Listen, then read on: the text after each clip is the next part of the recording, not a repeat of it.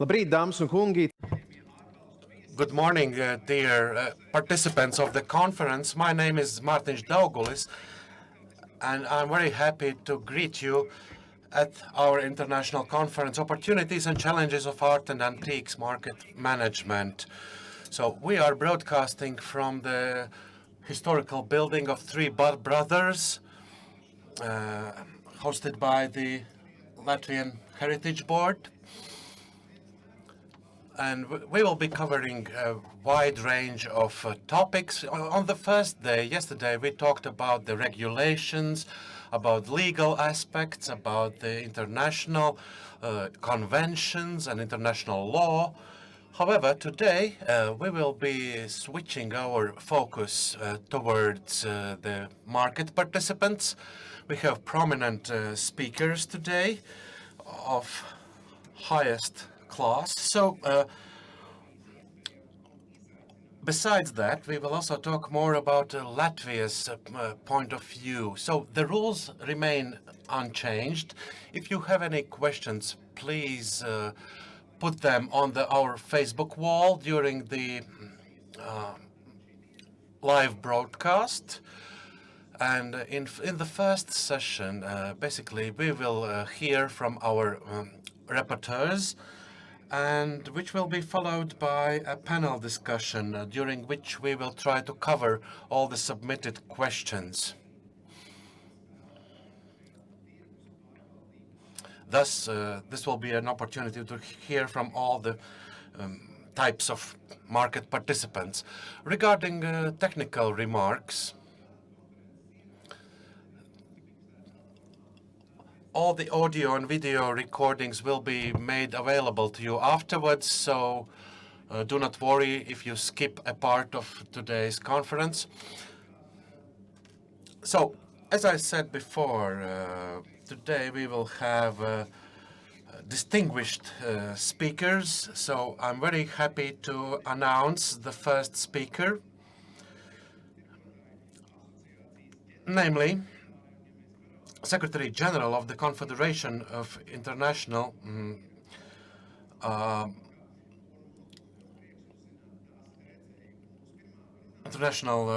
Dealer Associations. So we will hear from Erika Boschereau, who will talk about the art dealer associations and how they promote cultural heritage through responsible trade practices. Today we are absolutely happy to have you here in a Zoom way, but in our studio, and the floor is yours. Good morning. Good morning and greetings from Brussels. It's an honor to speak today, and I'm delighted to have received the invitation to not only submit a paper, but to present to you. So I have a few slides, which I'd like to start immediately.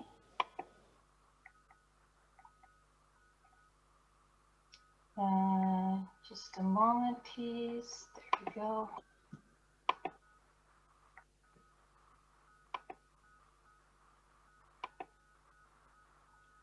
There we go. So, Sanoa is the global leader in representing dealers in the art trade. I'm here representing the art trade, so I'd like to draw your attention to the importance of the legitimate art trade and the role of a dealers association as a vehicle to preserve, protect, and promote trade and cultural heritage. In this morning's presentation, I will set the context for the trade and why it's important.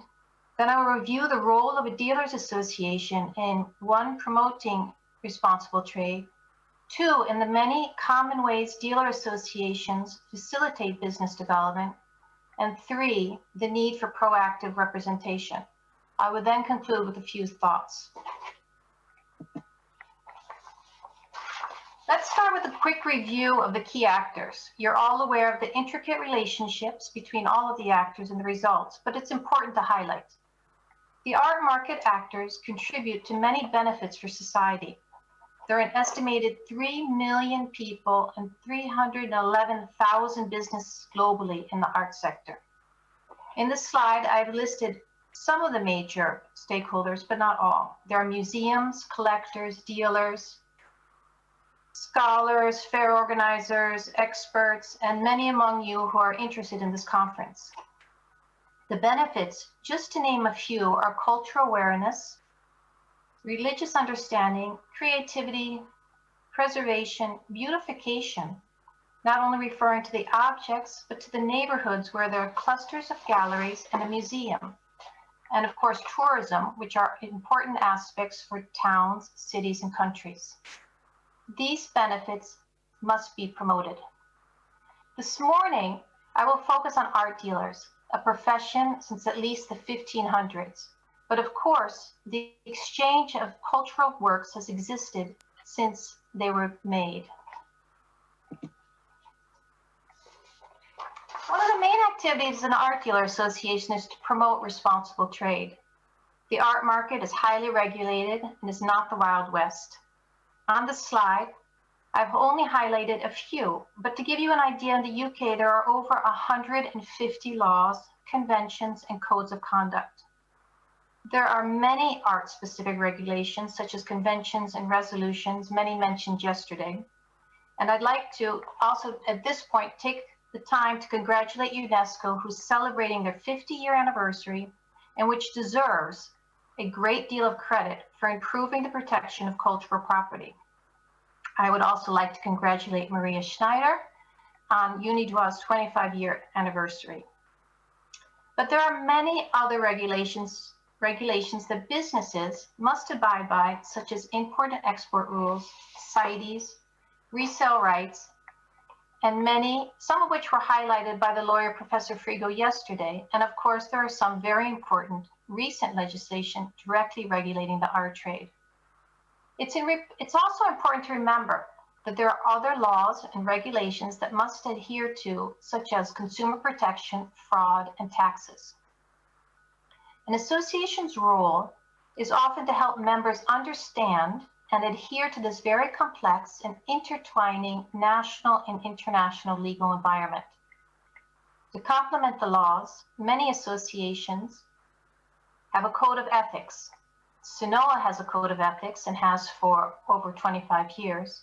And each member of SINOA has a more tailored code of ethics, taking into account national laws or specific criteria for a specific kind of art, such as antiquities. Laws must be proportionate and workable. For example, the Anti-Money Laundering Directive expects art intermediaries to fulfill the same function as a bank. On the surface, one might think this is good, but is it really reasonable to ask a small business of 3 people to fulfill the same role as a bank or a business specialized in financial transactions, which has a compliance department? One must remember that the transaction is not cash-based and will therefore already be processed by a certified financial institution. Being law-abiding and adhering to a code of ethics isn't just checking a box. It's essential, and so is the role of a dealer association in helping the authorities and providing tools to the trade to fight illicit transactions. We want to state clearly that any illicit activity in the art market damages the legitimate trade. Illicit works are toxic. There are lots of reports and studies, but the numbers regarding illicit trade are inconsistent. There is a trend to promote exaggerated numbers and false information regarding the art trade, which is extremely detrimental because it taints the legitimate trade.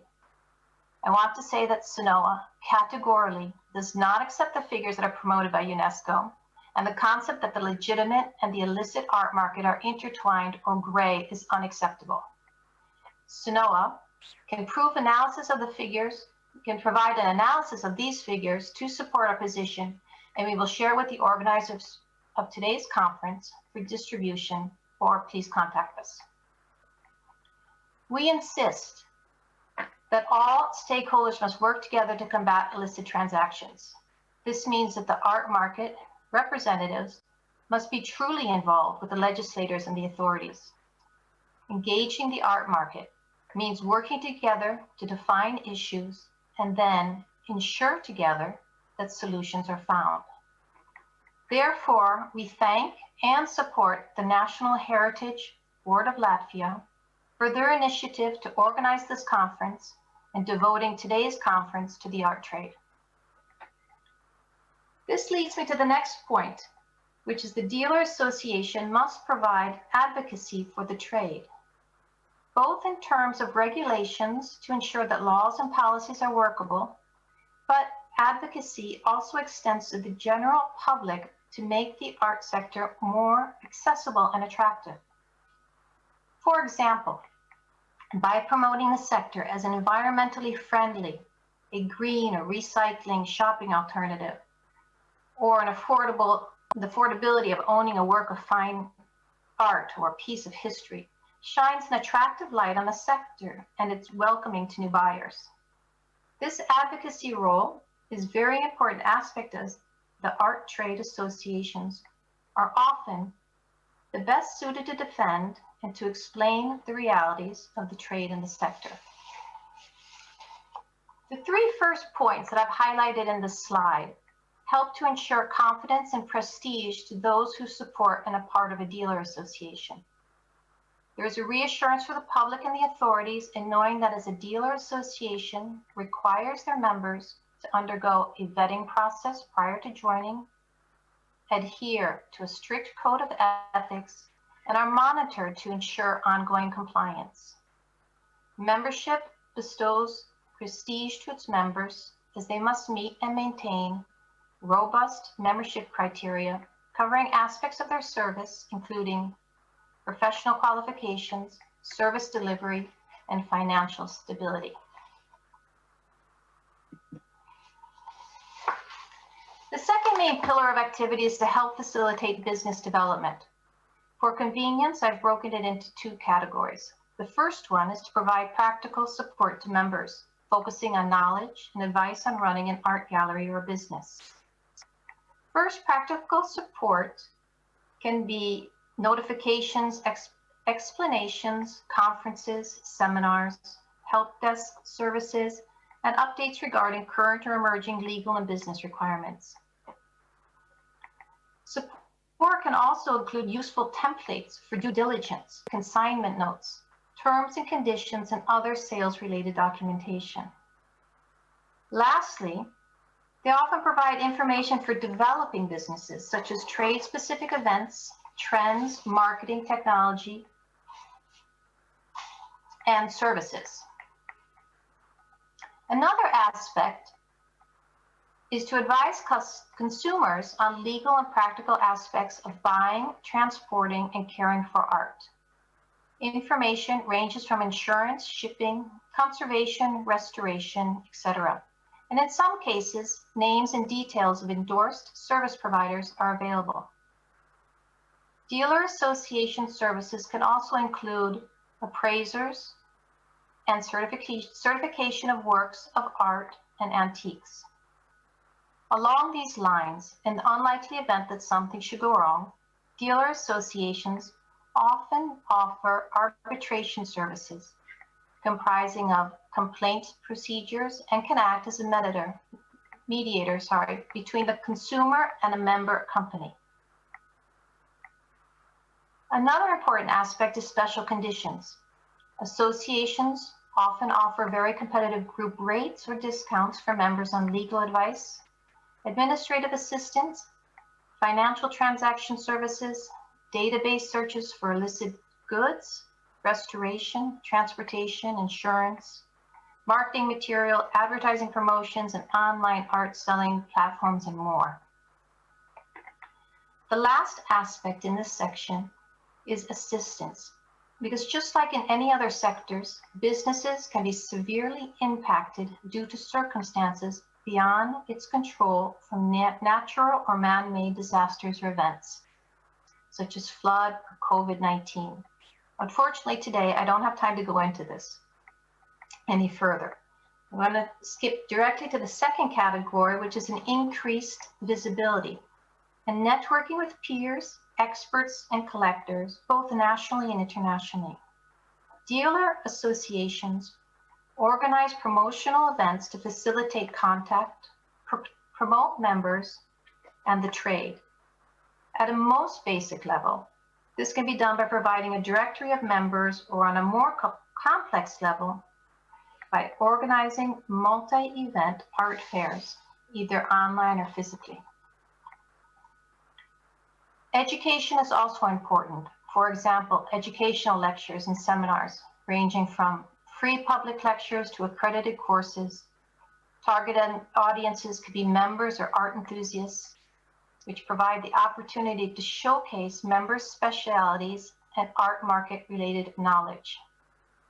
Topics are typically specific artists or works of art, art history, collection management, and trends in the market.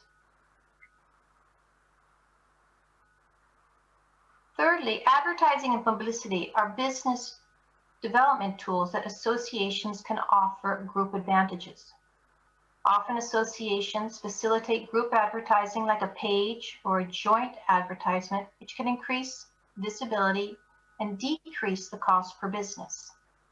The media is often willing to provide special discounted prices and editorials for members, particularly when they are insured a certain volume of advertisements. Lastly, I'd like to point out that members can also benefit from using the association logo in their advertisements. The Dealer Association's logo provides a recognized stamp of approval to a member, which sets them apart from non-members and emphasizes the adherence to high standards.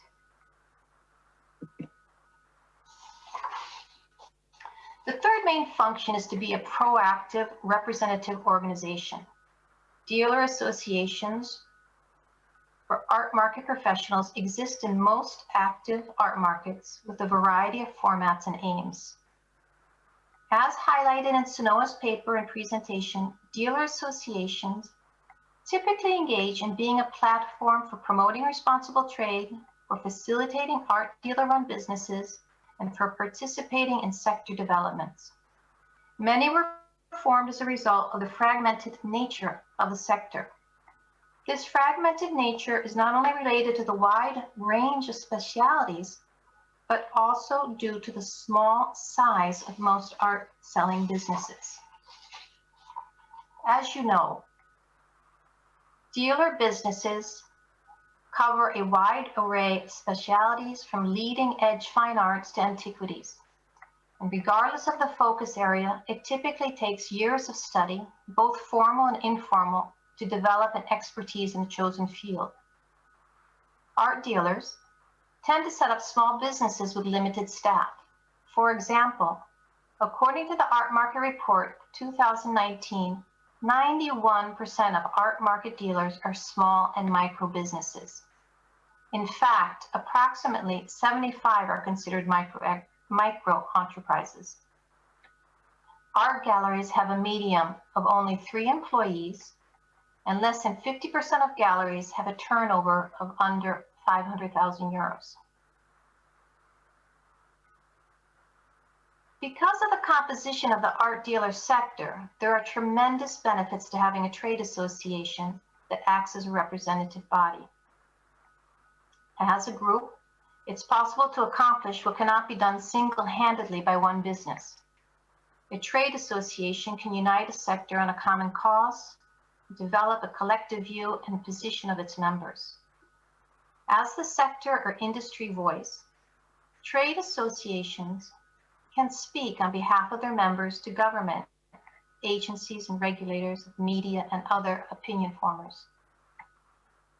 This leads me to the second section on this slide, membership structure. The art market is evolving, and so must art trade associations. Typically, groups of stakeholders such as artists, museums, art dealers, and auction houses have formed their own associations. Trade associations for art dealers have often been designed for either a precise specialty group within the sector or an emphasis on geographical location. Nowadays, however, as issues and needs of the art market professionals merge across the sector, associations representing different groups of stakeholders increasingly work together on common goals. Some countries have formed national umbrella art market organizations to discuss shared topics and work together to find solutions. For example, Australia, Germany, Switzerland, and the UK have set up national umbrella organizations with representatives from all relevant art market stakeholder associations. Usually, art dealer associations are nonprofit, independent, and self-governed. This helps avoid conflicts of interest and ensures that members' needs are the prime focus. One of the compelling attributes of an association is that through the active participation of members in creating the vision, overseeing the activities, and guiding the governance, the relevance of the organization is maintained. Dealer associations are traditionally financed through membership subscriptions or fees gathered in exchange for association services and representation. Although revenue sources are evolving and often include additional revenue streams generated by organizing fairs, appraisal services, approved service provider schemes, and sponsorship. Despite these evolutions, strict membership criteria remains fundamental to ensuring a credible art dealer association. Dealer membership requirements should be very selective to ensure high quality of members and businesses, and should include at a minimum proof of expertise, peer recommendations, ongoing compliance to agreed upon moral, legal, and commercial standards.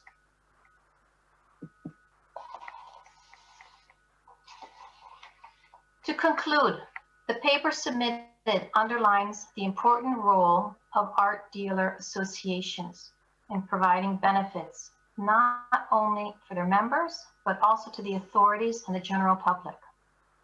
The mission and activities vary among art dealer associations depending on the direct economic, social, and legal framework, but all should promote responsible trade practices and cultural heritage. All activities should contribute to the longevity of a thriving, reputable art market, which will in turn benefit society. Art dealers understand the importance of their role in society. By joining an art dealer association, they demonstrate their commitment to unite as a profession to work together towards a better future. It's important to remember that membership of a trade association often requires companies to be peer vetted, adhere to a high level of standards, and participate in the association's activities, including through financial commitments. Thus, membership represents a conscious decision on behalf of the member company to demonstrate and prove its professionalism. I would like to end today's presentation by asking, if there isn't an active dealer association, why not? Well, I'd just like to thank you, and I hope that you found this presentation and our paper helpful. A special thanks to the organizers, and in particular, Agnes and the translators. Thank you again. Thank you, Erika. Wonderful presentation, and also audience has a couple of questions, and one of the questions, it's a great debate considering every market in between regulation, strict regulation, and self-regulation. Considering art market, what would be your comment on possibilities of self-regulation? Well, self-regulation is always important, but there's also plenty of rules. It's a combination, and I think that that's what's probably necessary. As I pointed out, there's over 150 laws that are regulating the art market. Some are very specific, but the trade and the other stakeholders have a role in peer vetting and in self-regulation. So I would say both are necessary. Thank you. Thank you very much. We have one more question. The question is, we are also speaking on different surveillance systems, if we can call them like that. Yesterday, there was a discussion on a blockchain possibilities. Then from your perspective, association's perspective, which surveillance system would be the best one where dealers, buyers, and the state benefit the most? That's an excellent question, and I do not have the answer. I have to further investigate it, and I actually thought I would contact Elizabeth de Lazaro after the conference and try to discuss it more with her. So I'm sorry I don't have an answer for that one. Wonderful. It means it's a good question, so we can build a conference around that. Thank you. Absolutely, absolutely. Absolutely. And then there is, of course, the emotional type of question, how the art and antique market will be influenced by the new generation of thinking and lifestyle, who maybe are not so much interested in the value potential and are valuing more social aspects, emotional aspects, technological aspects. So the future new generation and the art market, what would be your comment on that? Let's say it's the role of the art market and all of the stakeholders to continuously educate the public and start when they're children, start when they're young, and use their intellectual curiosity to make sure that the art is appreciated for what it is and its historical background. Okay, it means that that associations serve a lot as educator for the new generation. Absolutely. Okay, thank you very much, and we will speak with you again in the discussion side when there will be more speakers on the discussion panel. Thank you very much. Mēs runājām ar Ēriku. Thank you very much. Now we were speaking with Erika Bachero, the Secretary General of SINOA, and we spoke about the role of market players. And now moving on to tradition. Tradition has a valuable role also in the art market, and we have some videos from UNESCO to brighten up your day.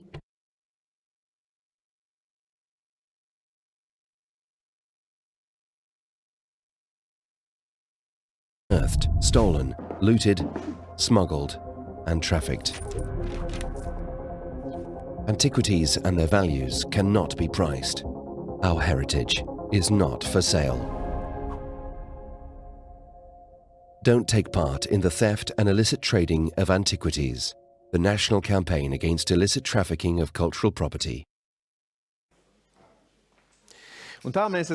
And so we are here at a two-day conference. If you are just joining us now, we are on day 2, and we are speaking about market players with market players, and we are talking about the aspects of market supervision. And now we will take a focus on Latvia, and we will now have our next speaker who will talk about the historical aspects and challenges of today for art and antique market of Latvia. So we are now speaking about our very own history. So thank you to the listeners and organizers. I'm happy to be here with you today and speak about this very important topic. So I've been working in the art market since the early 1990s, and at the moment I'm no longer active in the market. But I have to say that there are very stark differences between the Latvian market and that of Western Europe. The Latvian market is a local one, and as compared to the rest of the world, it is quite provincial. We don't have world-level transactions here. We have other problems than those in Geneva or Maastricht. So that is perhaps the reason why we don't really have any money laundering going on in the market, in the art market. In order for me to be able to not go over the time allotted to me, I will not go into detail about absolutely all aspects of the art market in Latvia, but I will cover the most important ones. Thus, the topic of money laundering through the art market in Latvia is not really topical at the moment.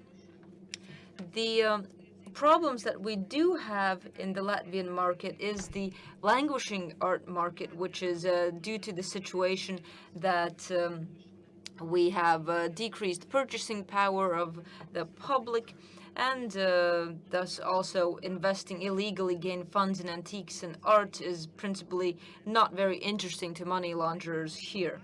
Secondly, we have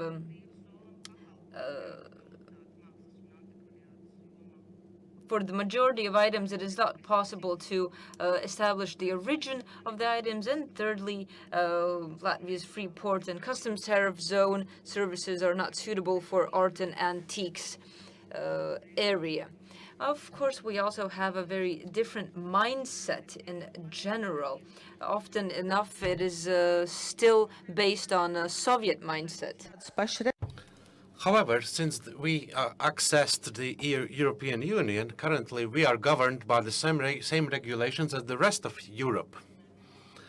However, at the same time, in practice, the situation is quite different here in Latvia, both in terms of the value of our antiques and also due to the fact that during the Soviet times, most of our historical objects have been destroyed.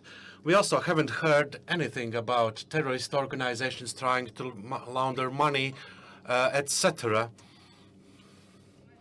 And this is why there are no many suspicious persons being interested in our pieces of art.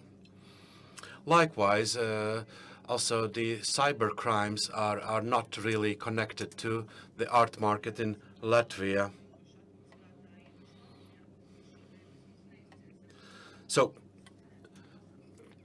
also in terms of the offer, our market is not very suited for such criminal activities.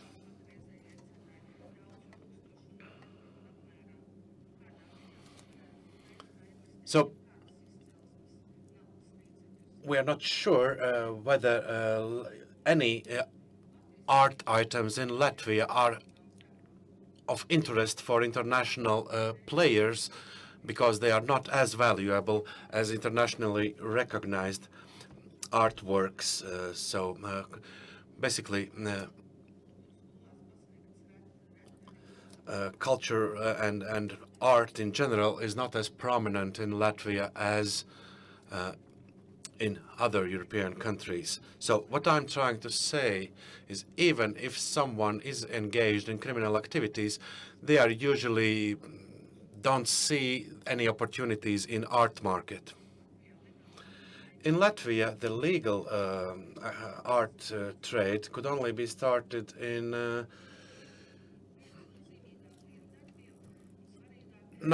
early 1890s. So one of the most valuable piece of art was a painting by Purvītis. Actually, the problem was the attribution of this piece of art, and therefore this painting was actually shunned from the art community of Latvia.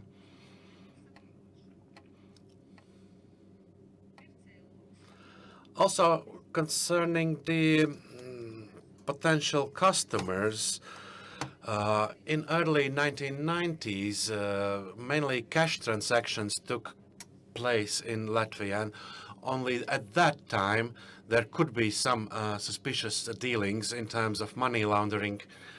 Of course, also today, there, in theory, could be a possibility for someone to buy an impressionist painting somewhere abroad and keep it secluded. However, it doesn't apply to local dealers. If someone would like to spend their illegally acquired money, they definitely wouldn't be able to spend it on local artworks. A couple of years ago, there was an occasion when someone was looking for a work by Ilmars Blumbergs, and he was surprised why it's so cheap. He thought that such a famous Latvian artist should cost at least 1 million. But however, there have never been such high prices in Latvia, and by this I mean that Latvia is definitely not the place for international art investments or money laundering. So why do we have problems to prove the provenance or the origin of artworks? During the Soviet times, very many artworks were deliberately destroyed, and during these times many were destroyed. So they changed owners on many occasions, especially immediately after the Soviet occupation in 1940, when the intelligentsia was driven out from their homes to the work camps in Siberia, and their domiciles were taken over by Soviet immigrants. So also due to the deportations, all the artwork was deemed as disowned, and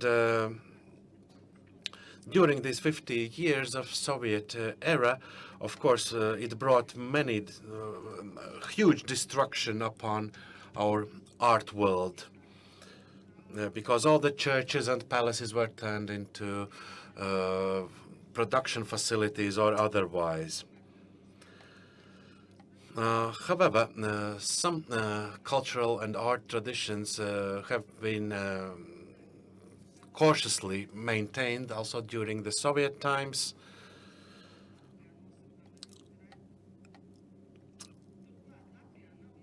So I would say that also the culture of collecting art has not been very developed in Latvia. However, of course, the plundering of apartments took place, also arrests for speculation took place. This is how they referred to artwork trade. So the legal art trade in early 1990s had to be established from scratch. And since Latvia is relatively new land in culture, we don't have any artwork of international significance. So basically, most of our artworks have been already identified, registered, and we are very well aware of them. So we no longer have any surprise finds. Also, when we talk about the contemporary art, the price level definitely would not interest some international investors, and also wouldn't interest any terrorist organizations or money launderers. Because most of the business is made up of artwork in the price category up to 500 euros. Mostly people just buy some postcards or small souvenirs around 50 euros or so. So I would say that currently in our antique shops we sell trinkets, fakes, reproductions, etc. And none of our antique shops is perceived as elite shop, because sometimes it seems that the interior is much more valuable than the actual art objects that they sell. So I don't see any opportunities for the money launderers or terrorist supporters to engage in such business. So basically, the transactions are made on the basis of, whether I like this or that painting or not, etc. And we are definitely not talking about millions of turnover. So in the Baltics, we held once in 3 years one large fair, which is an auction.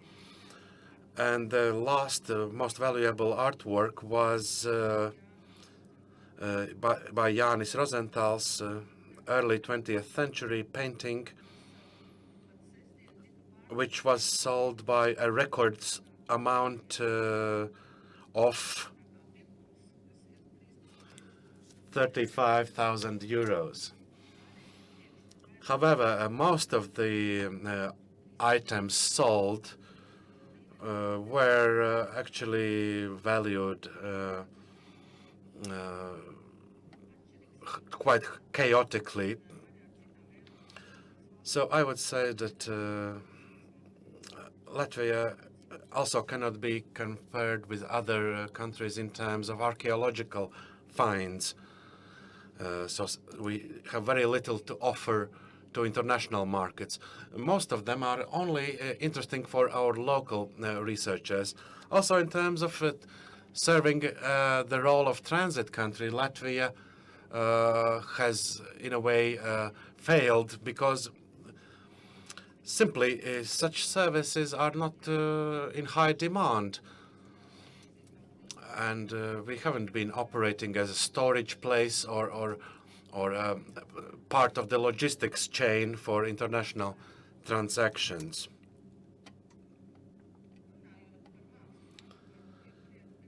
What concerns the scrutiny of the arts market, I would say that they are not necessary because all the transactions are made through banks, and therefore banks impose all the checkups that are required.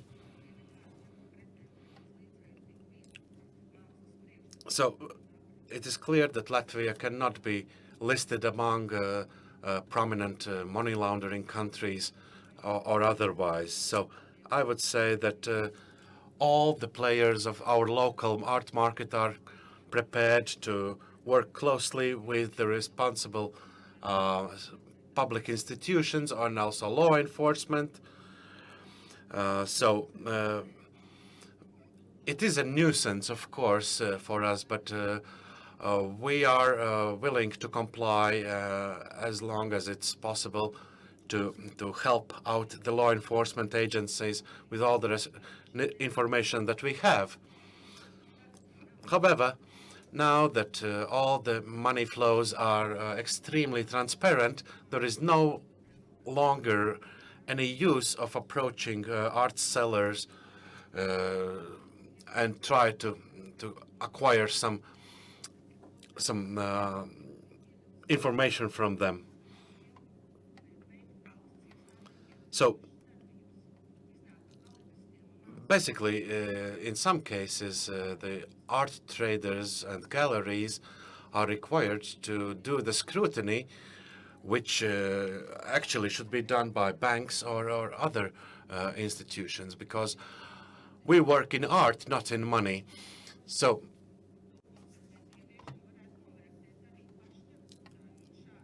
I would say that, of course, there is certain types of information that has to be gathered.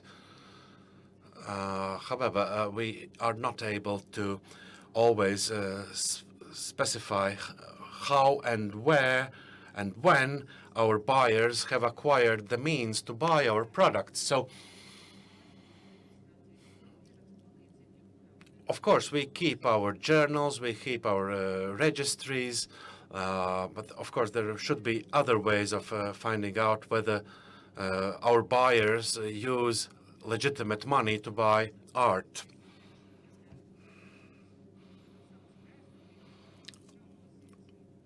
And not all suspicious cases could be regarded as attempts at money laundering or otherwise, and not all buyers or sellers should be forced to, in a way, justify their actions or try to explain themselves. So sometimes, due to these very strict requirements and what has been requested from us, we feel as if we have traveled back in time to Soviet times. And if I were a buyer, I wouldn't be prepared to explain the origin of my money simply because I want to buy a piece of art. So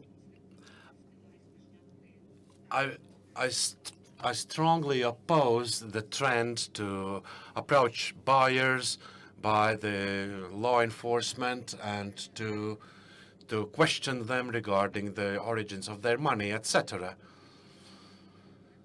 So I think that even responsible traders in such cases are put into very awkward situations.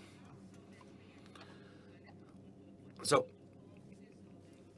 if banks may freeze their clients' assets, then of course arts traders cannot do such a thing. So I would say that there is a list of also other issues that have to be solved in Latvia, which also would help the culture in general.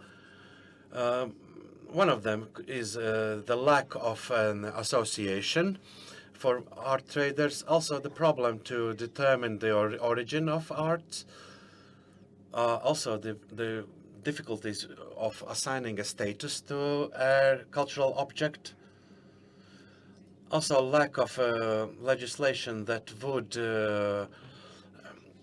motivate to people to donate art.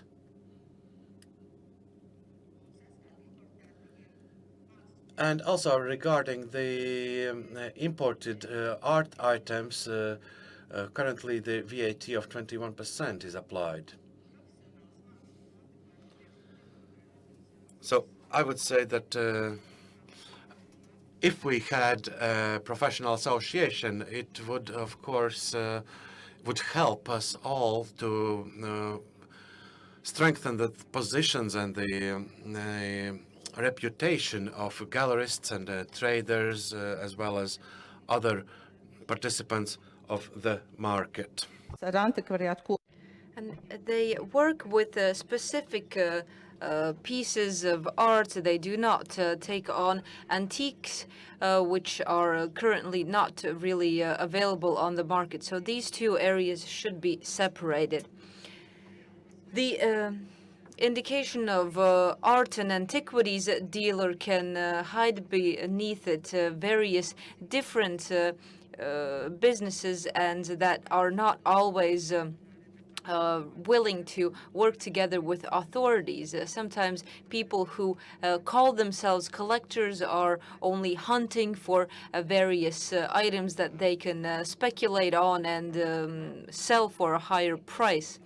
They call themselves collectors and just use the lack of knowledge on the part of the people selling various items that they have inherited, for example, from their grandparents. So there is a great difference between galleries that display artwork made by contemporary artists and the network of antiques dealers that sell various items obtained from people. So this is the whole market is basically based on the collective consciousness of the market itself. Yesterday, we already spoke about possibilities to introduce licensing. I at first thought that this would be needed as well, but due to a lack of general professionality, this would not really be useful in Latvia at the moment, as many people currently working in the art market today have not obtained specific education in the sector. So who would be the one that would actually be able to issue such a license in such a small country as Latvia? In this area where ethics and trust is very important, ethics is a separate issue of itself. Any owner of an antiquity store will obviously avoid taking on items that may be suspicious or may be stolen. And by the establishment of an association, there would be even more ethical risks, as the companies, if they were members to an association, they would risk being discharged from the association should they violate the ethical standards. And such an association that would unite art dealers would also be a partner for other authorities and international organizations supervising the art market. I would also like to do away with the simplified view of art dealers as simply people working off of commission. There is a legislative procedure in place regarding the requirements for art dealers and art and transactions with art items. And most usually, the dealer themselves have to not only find buyers, but they also have to deal with the certification and attribution of the art piece itself. Often enough, the seller wants to sell their item immediately, and the dealer must then purchase the item and deal with the documentation later on. If we speak about the pieces of classical pieces, then this procedure is even more complicated. Art collections have often changed hands throughout the years, and they've also been hidden in the small Latvia so that art dealers could protect what they have and or what they were planning on selling, so as no one else beat them to it. There is a database being introduced through which art dealers could be able to classify the items at their disposal. However, the database currently does not have photo identification of, for example, stolen art pieces, and this would be a very important aspect in order to correctly identify art pieces. Juris Belevich, who is an art collector, has displayed his collection, saying that this is the way to also display various pieces that have changed hands throughout the years and to be able to authenticate their origins.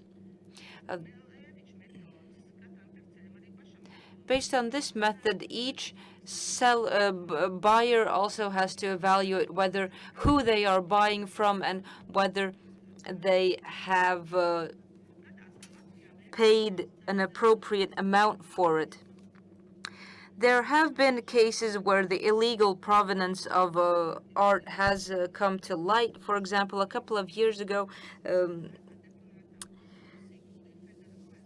a painting by Julius Feathers that had been disappeared during World War II suddenly reappeared on the market again, and then it was eventually donated to the Museum of Art. There are obviously various stolen art pieces still in circulation throughout the market. However, they are rarely identified at antiques dealers. A true problem for any art dealer is dealing with forgeries, seeing as the Museum of Art does not issue a certification of art pieces. This responsibility lies with a handful of experts in the market that perform the authentication of mostly paintings. If needed, they also bring in specialists from various other areas, such as chemists.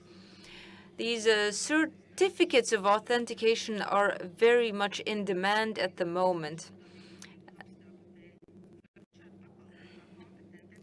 Such a service as competent expert consultations could be worthwhile to be offered in a central form in order to provide a proper and decent resources for these experts.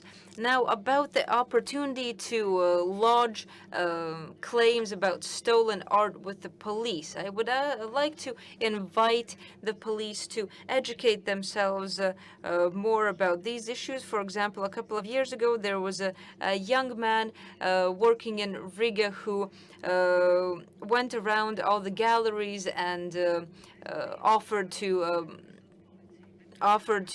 sell them of Valdemar Sirbe paintings, which were actually all forgeries. And when he was caught and brought to the police, it turned out that the only thing he can be charged with is selling items in places that are not without a permit for sale.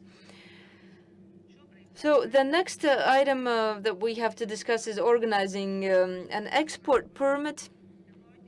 And these procedures are very cumbersome, and obviously they are important in the case of exporting pieces of art from the country. However, in reality, when we have a tourist come in who has perhaps come to Riga for one day, he wants to buy a souvenir that's not very expensive.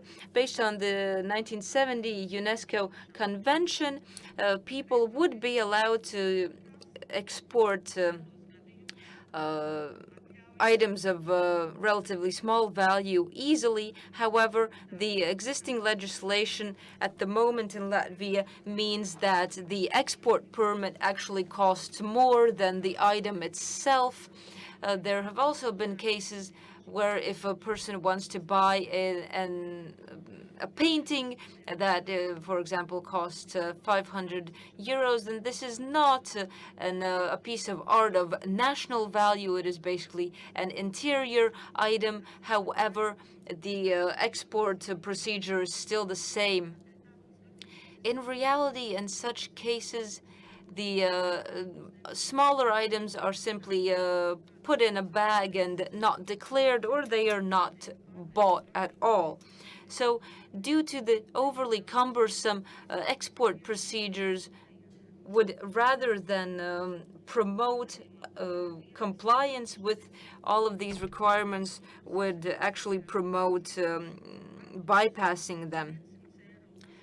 There should be a lower threshold set for these more cumbersome procedures to come into play. There's also the issue of cultural items from the last 50 years, for example, ashtrays worth 8 euros or such. All of these also are subject to the same procedures. So we shouldn't have to ask for such permits for pieces of art that have been created over the past 50 years. This same category also applies to, for example, art by Boris Bērziņš and Līvija Enzelīna, which are something more significant than early 20th century ashtray, which requires a permit. So entire collections of art have been exported during previous decades outside of Latvia. There have nowadays catalogs have been published with Latvian artist work that the artists themselves had never imagined would see a broader world. It is important to bring these pieces back to Latvia. Back in 1930s, pieces by Johanns Walters were exported but have now made their way back to Latvia. So certain pieces of classical Latvian art do turn up around the world and are returned to Latvia. However, this needs to be a systematic effort. There is a certain contradiction between the want to maintain cultural heritage in Latvia and also promote Latvia abroad, because the pieces that can currently be exported will eventually be cultural heritage. Another problem I want to mention that is a significant obstacle to importing art, including art that has been taken out of Latvia previously, is the VAT rate of 21%. Elsewhere in Europe, the rate is only 5, 7, or 12% of the value of the piece. In conclusion, I'd like to once again reiterate the wish of the market players in the art market to work together with the legislators to create better standards and better regulation. So what I would like to suggest is, first of all, to consider the need for forms to be filled out by purchasers and their possible abolition. In the case of issuing export permits, to raise the threshold of financial value to at least 200 euros, to jointly resolve the problem of the issue of documents of authenticity for cultural items, to involve police more often in the battle against forgery of art, to facilitate the creation of a professional association for art and antique dealers and the possible licensing of these traders, and to reduce the VAT on imported items of art and antiques, and lastly, to initiate legislation for tax deductions that would promote donating art to museums. Thank you. Thank you very much, Ms. Weichert, for your very dense presentation. And we have also received questions from our listeners, one of these being quite a broad one. You mentioned professional organizations with their professional standards and ethical aspects. What do you think would promote such associations to be actually created in Latvia? Well, first of all, it would have to be the initiative of the market players themselves. Obviously, Latvians have a problem with compromising among themselves. We have all these gallerists and dealers, and if I were an active member of the market, I'd bring in 2 more people and just begin an organization, and the rest would just join in later on. So I think it all lies in self-initiative of the market players. You gave a very precise image of the art market in Latvia. Where do you see it going in future? Well, it's difficult to say. What I have been able to do, I have done what I've been able to do. There's nothing more that I could have done. We tried to show the international practice as much as possible, but unfortunately the circumstances are such that do not promote the development and flourishing of the art market in Latvia. Maybe it's a lack of taste, maybe it's a lack of information. I think that as a tradition, we should try to work on buying good art.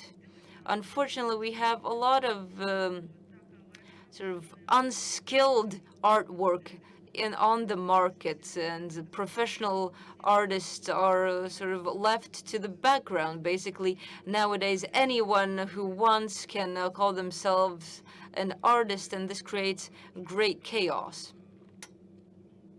Well, in this chaos and in the existing circumstances, is there something that the state can do? How can the government help overcome this chaos, this lack of sort of standards?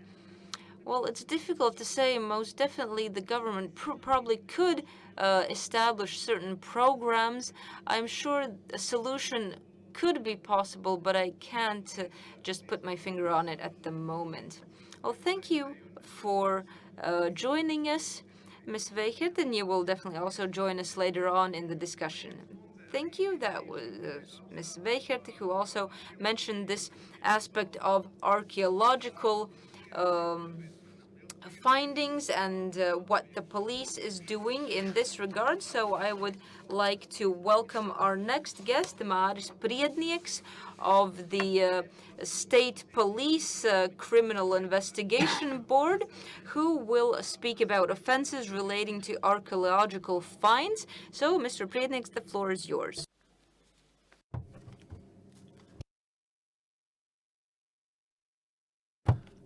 Hello, dear colleagues. My name is Māris Priednieks. I represent the state police.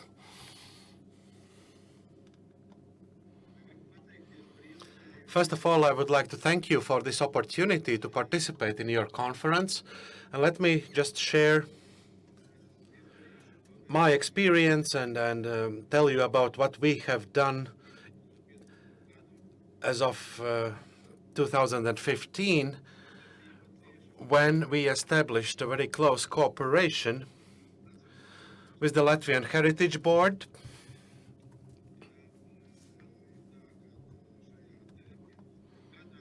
So back in 2015, we identified a problem, and namely that the historical sites, especially burial grounds, are being demolished and desecrated and plundered.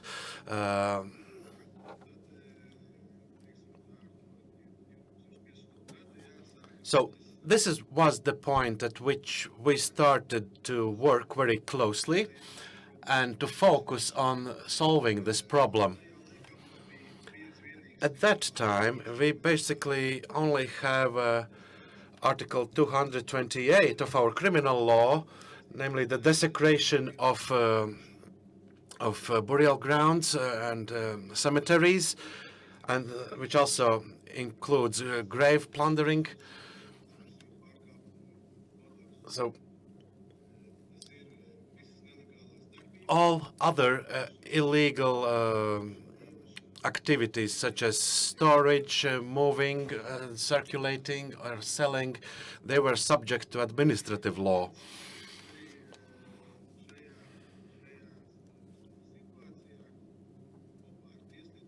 And that basically at that time it was the Ministry of Justice and the Ministry of Culture who came together and made appropriate amendments to the criminal law. Later on, the Parliament approved them, and in 2017 they were approved. So since 2018, we have the law in place to hold such persons criminally liable for plundering artifacts.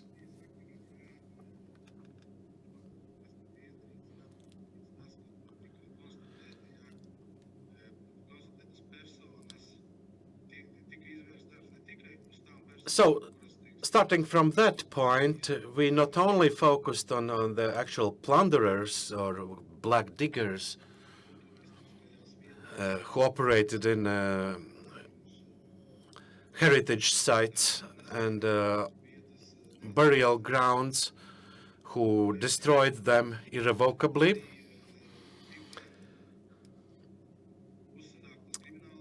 But also, we initiated criminal cases against persons who were involved in later stages in selling or storing such items.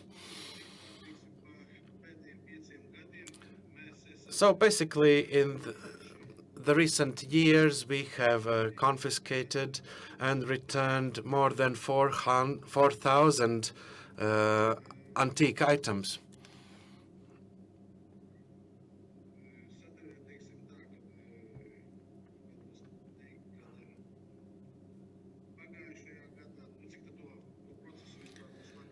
And as we talk about the statistics, last year we have initiated 4 criminal cases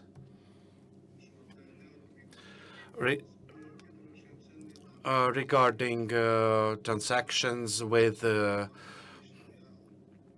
cultural heritage items and also desecration of graves. Also, last year, in 4 cases we have initiated criminal case. This year we have initiated 4 criminal cases regarding such types of infringements.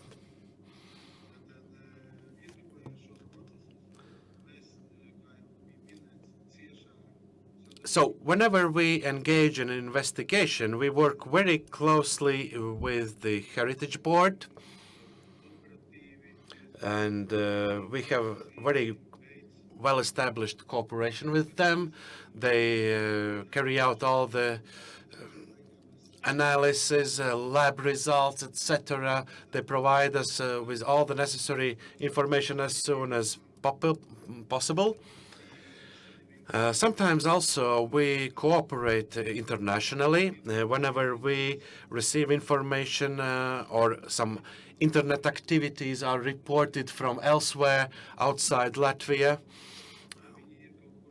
Of course, also the Heritage Board itself on many occasions report some illegal activities online.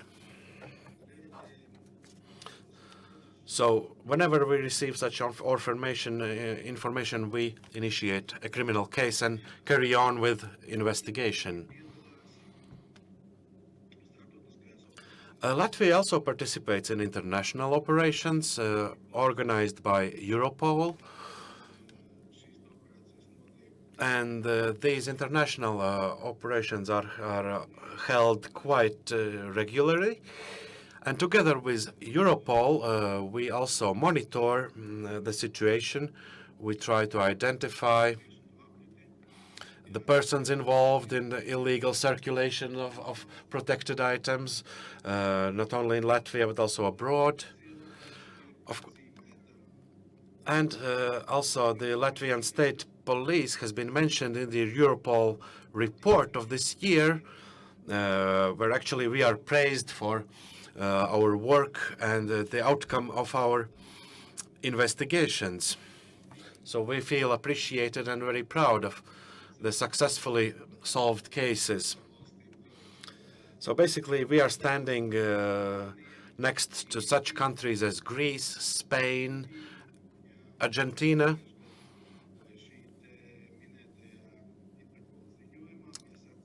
and also the Europol has recognized us the second best country in the world in terms of seizing ancient coins.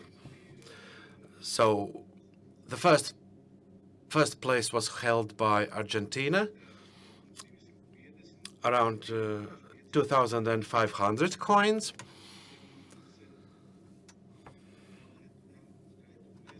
And we follow with 1,300 coins. And as I mentioned before, they are all the confiscated items are returned to the Ministry of Culture, who then decides about the further steps, restitution or otherwise. So these were the main points I would like to share with you. Yes, of course. Thank you very much. You mentioned this specific provision in the criminal law as of 2018. So do you think that currently the legislative framework covers fully the area, or do you think that some additional laws or provisions should be introduced for you to be more effective?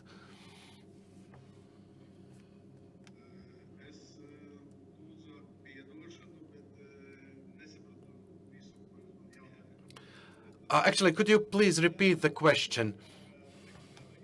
So, in other words, is the legal framework sufficient for you to carry out your duties effectively? Because you mentioned that previously you lacked somewhat on the legal side. However, since 2015, you've been working on some amendments, and since 2018, the law is in place. And is this law sufficient for you?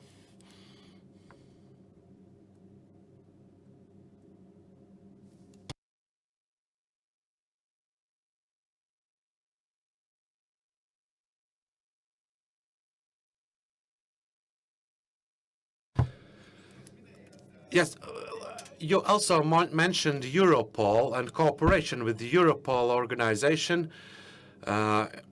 Whenever there are international transactions. So what are the trends on the international field? Do we Policija usually pieprasījumiem, respond to vai, requests vai, from nu, abroad, kāds tur or būtu tas do we raksturojums send šeit out apritsē? requests to our colleagues Sadarbībā abroad ar or Eiropolu. otherwise? How would you characterize the international cooperation? Nu, jā, nu, sadarbībā es kā vēlreiz saku, jā, es norādīšu uz to, ka What concerns the international cooperation?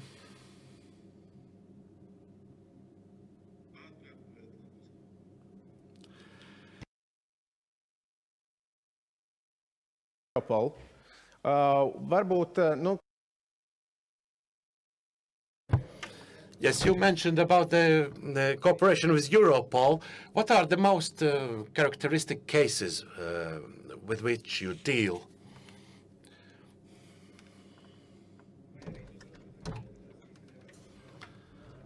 Or are you not actually in a position to disclose such details?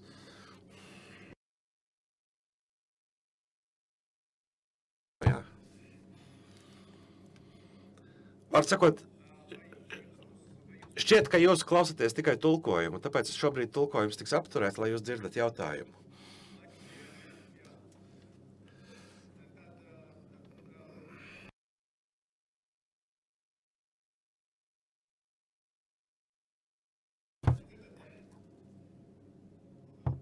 labi, mums laikam ir kādas skaņas.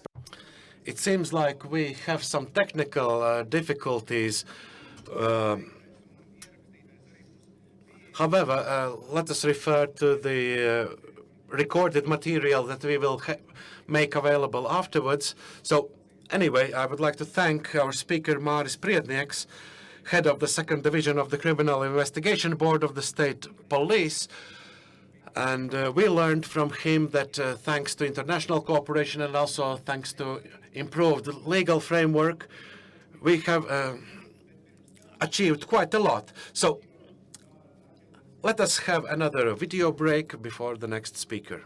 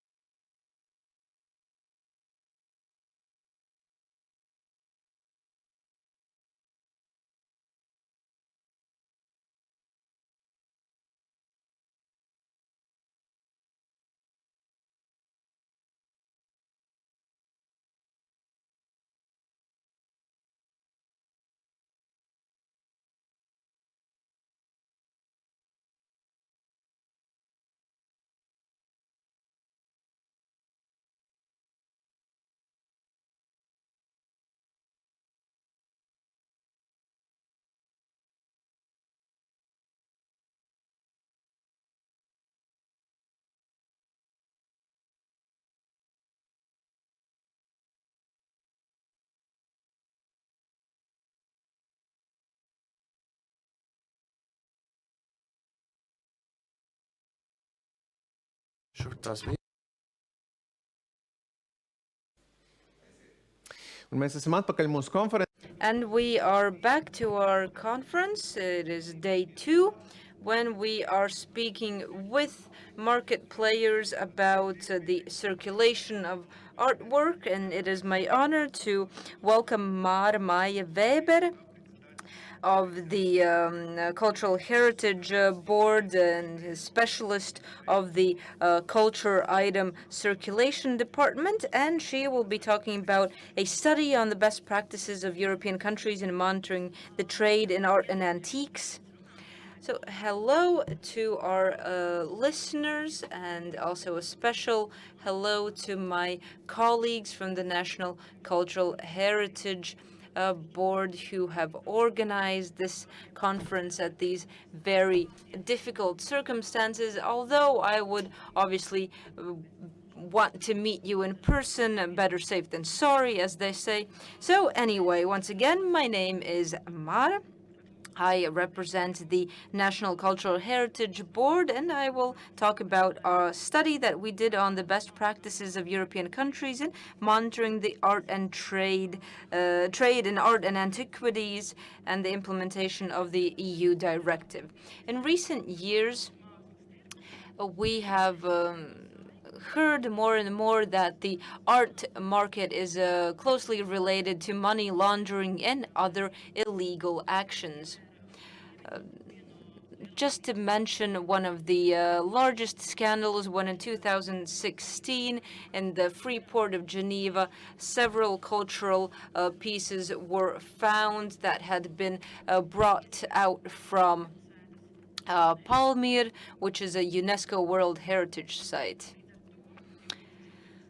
Thus, on 30th May 2018, an EU directive came into force, Directive 843, which repealed Directive 849 on the use of money laundering, and the new directive also listed art as a possible area of money laundering.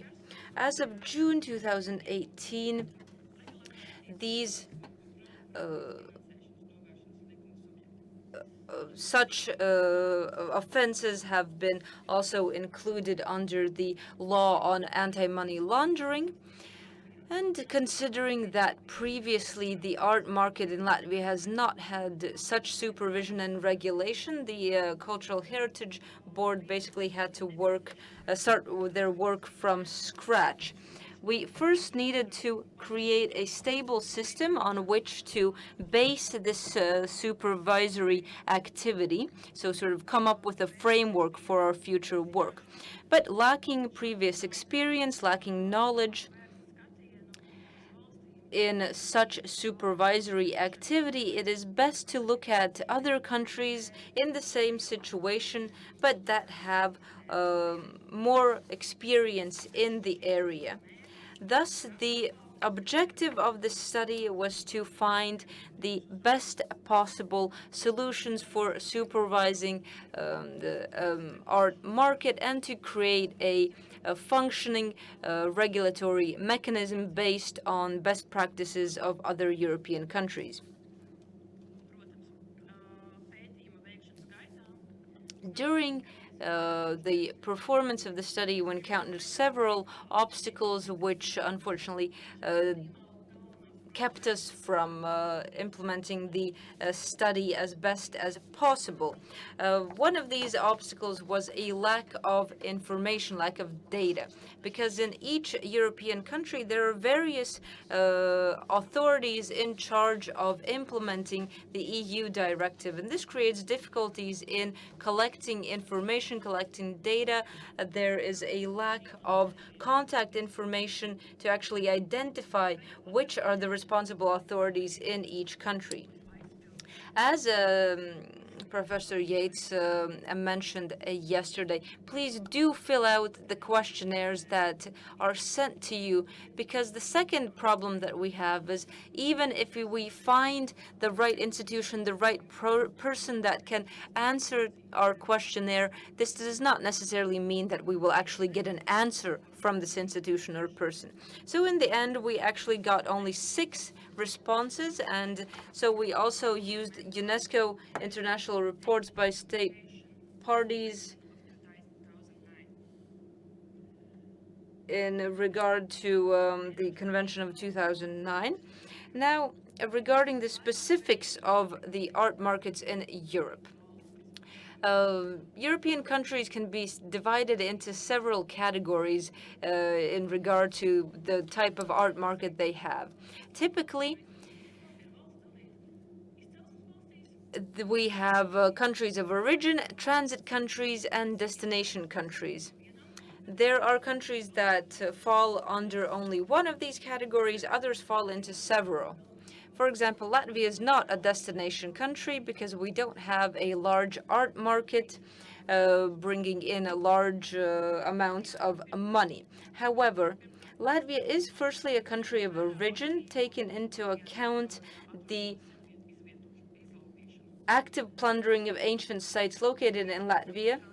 And secondly, Latvia is a transit country through which items from countries of origin end up in destination countries. This status, in the case of Latvia, is ensured by its land border with Russia, over which active movement of cultural items is done from the east to the west and vice versa. A similar situation to Latvia exists in Croatia and other post-Soviet countries, and this is to do with the low purchasing parity of society and also the low value of Soviet-era art pieces. Such countries as Latvia need to concentrate on preserving their archaeological heritage and regulating the market, as well as supervising transit of artwork through the territory of the country. So placing special emphasis on transit supervision, with the lack of such a supervision, we can actually inadvertently promote illegal transit. So a different situation exists in Central Europe, in Germany, France, Austria, and the UK. These countries have a significantly larger art market, which consists of a lot of market participants and also purchasers with high purchasing power. And the main problems in these countries is, rather than being export of items or plundering of archaeological sites, but rather the import of cultural items to the internal market and the management of the local market.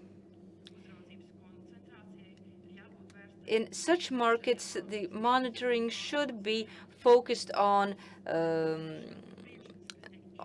verification mechanisms in the internal market to ensure that items which are imported are not stolen, illegally excavated, or connected with money laundering.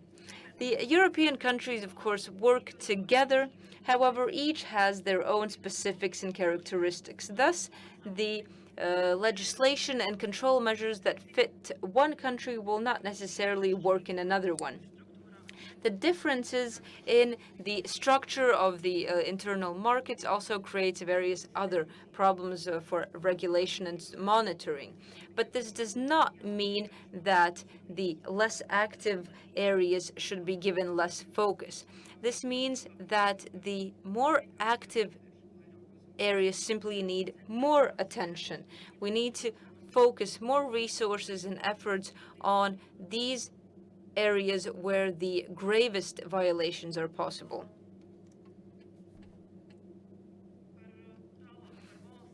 Now, moving on to state authority and legislation for monitoring the art market. The questionnaires that we received, or the answers that we received from state authorities, mostly spoke about preventing money laundering through the art market, and that these regulations are usually listed under relevant legislation. For example, registration of art sales is already included in specific laws. However, the countries that are destination countries, such as Austria, indicate that the requirements of the directive have already been integrated into their trade legislation.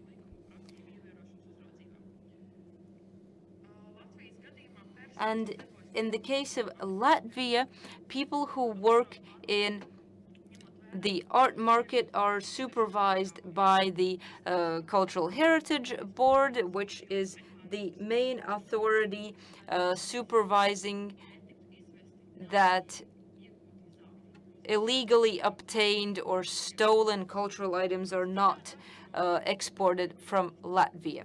But the situation or the procedure is different in other countries. From the countries that answered our survey, none of them have a single authority that is in charge in the complete monitoring process. In the countries where there's that have strong regions, the regions themselves are the ones that supervise the internal or local market. But then the next level is the Ministry of Economics or Trade or such. Likewise, the supervisory authorities can be the customs authority or a financial intelligence unit that is in charge of all financial sectors. In addition to this bureaucratic supervision, there are also specialized police units that deal with art crime and crime with cultural items. Such units exist in Italy, Spain, Belgium, Bulgaria, Cyprus, Germany, Greece, Hungary, Ireland, Lithuania, the Netherlands, and Poland. The largest units of this type are the Italian Carabinieri, which is a specialized police unit which is subordinate to the Ministry of Culture.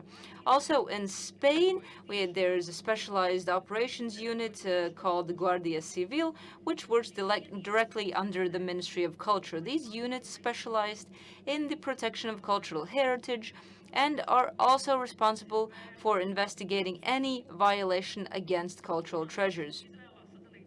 Overall, the countries opt to delegate the requirements of the requirements of the directive among various state authorities.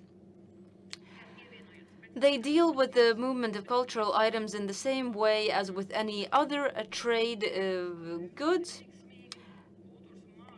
And a very successful monitoring system works in the countries that have chosen to implement the demands of the directive not just in a single money laundering law, but instead to integrate them into existing trade legislation that already have introduced an operating mechanism rather than create a completely new mechanism to be introduced. And thus we arrive to the issue of control measures, because it's one thing to put it down on paper and a completely different thing to actually apply it in practice. So, first of all, a mechanism for determining those who are subject to the law must be included in the control measures so that the maintenance of correspondence with the legal identities which are monitored is possible. And now Latvia does not have such a mechanism in place. We have a separate category, antique items. However, we have encountered the problems that not all persons operating in the art market have indicated that they do so. Often enough, these actions are placed under, for example, the category of trade in used items. This problem is successfully dealt with in Sweden, where, based on their law of 1999, number 271, on trade of second-hand goods, persons trading in arts and antiquities need to register with the state police. Trade cannot be, or trading is not possible until the company has actually registered with the police. At the moment, our board is considering introducing registration for the art market players or a licensing system. However, the countries surveyed mostly indicated that they do not have such systems in place. If they do, then there is no more detailed information is not available on how these systems are actually functioning and to what success the results are obtained. Looking at the monitoring of the financial and banking sector, where the functioning of these companies is based on a licensing system, this could also be a very efficient monitoring mechanism for the art market. Warnings and penalties are not always the most effective punitive mechanisms, but revocation of a license or forced suspension of operation for repeated violations or grave illegal action with items of cultural or artistic heritage could be a very powerful mechanism indeed. Spain mentioned this mechanism on the survey, on our survey, as in Spain, the competent authority is the Ministry of Economics, which deals with the collection of fiscal tax, and then there is the Ministry of Commerce, which deals with the trading itself.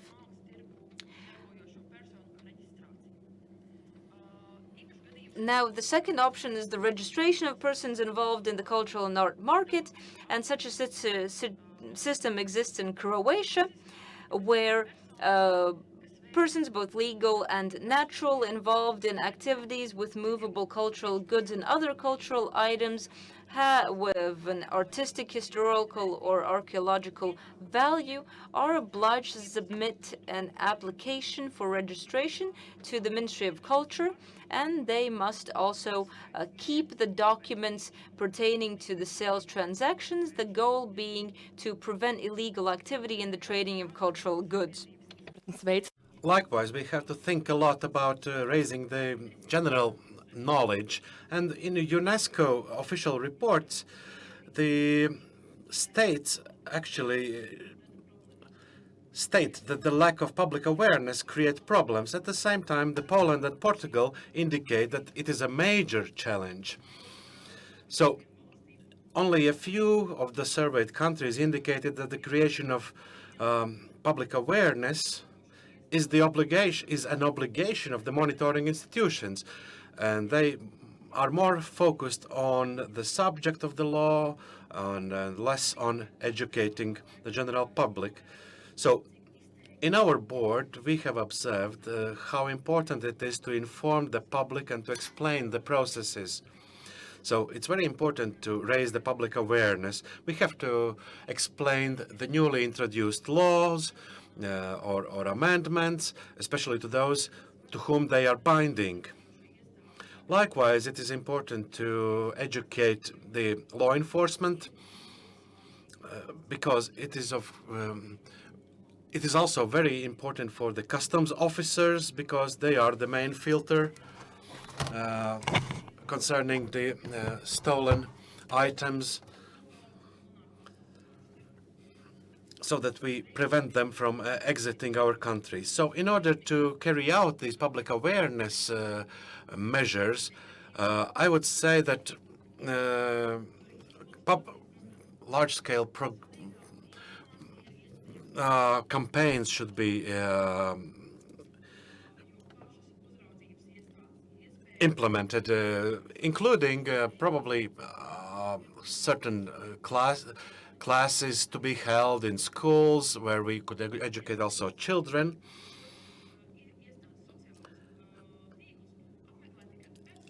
Because not always the social networks or home pages of our institutions are the best approaches.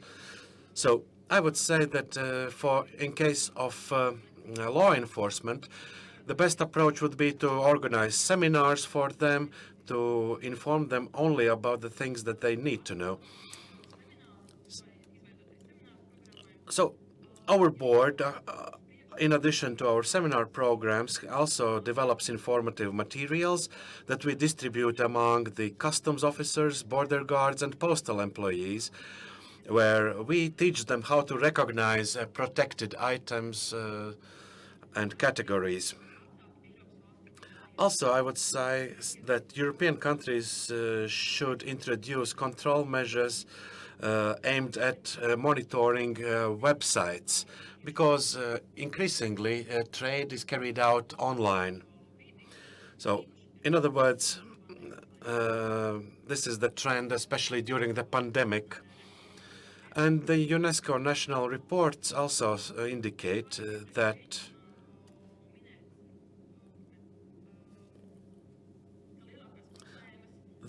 most problems for the countries are created by the fact that there is a lack of monitoring online activity. So this is the thing that UNESCO report has highlighted. However, despite the real threats that come with the unregulated digital space, they still do not take the necessary measures to monitor the online activity. And in the UNESCO reports, it also stated that only a handful of European countries said that, yes, they regulate online trade.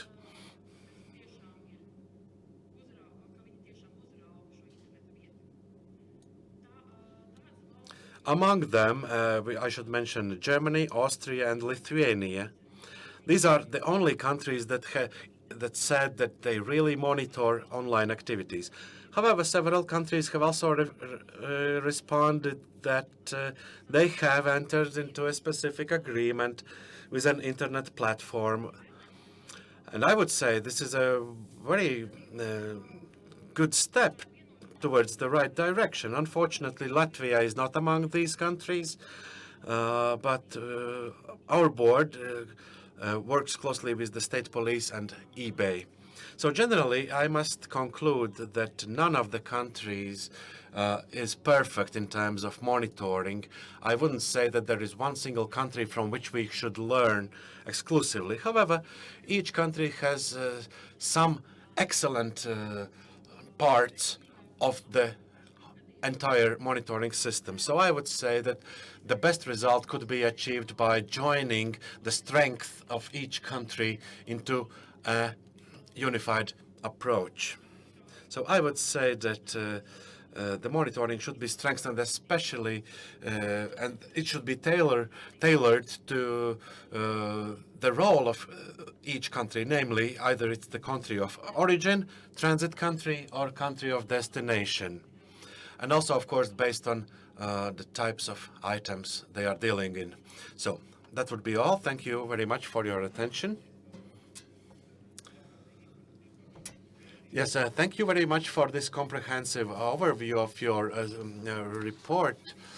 And we have received several questions from the audience. Do you know of any other researches or studies carried out in Latvia in the same field? And some people also express even interest in participating in such researches. Yes, first of all, I would like to thank you for the question. Yes, what concerns the research work? As I mentioned before, the Latvian art market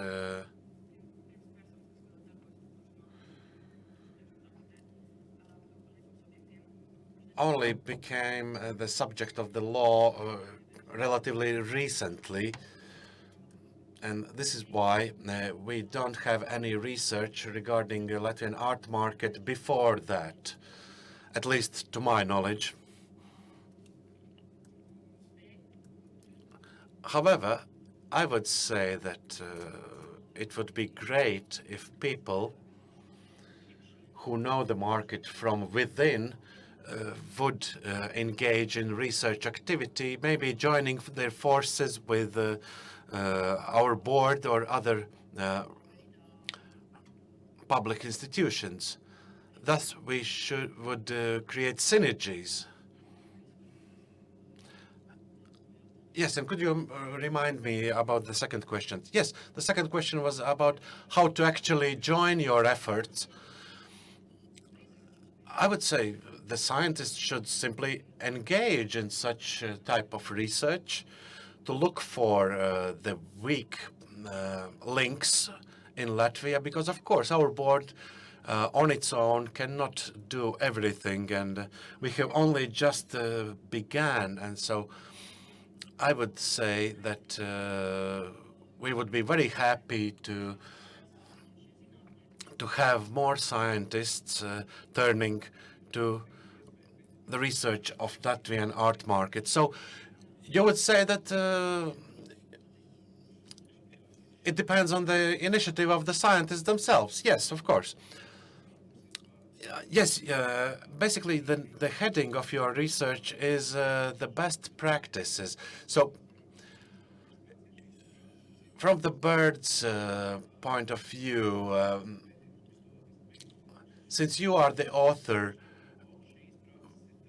what are these very best practices that could be transposed into the Latvian environment?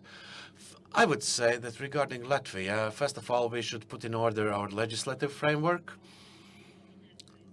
I really liked the Swedish law regarding the circulation of second-hand items, which, namely the registration of transactions with the police, because otherwise people call antiques second-hand goods, and that's it in Latvian case. Also, the registration and licensing of traders or dealers, that would be something that Latvia would benefit from. And I would say that probably we could even merge these two phenomenon, namely the registration and licensing. Maybe making a certain distinction between individuals, such as natural entities, who are simply selling their own property. So I would say that we should find a solution somewhere in between the registration and licensing.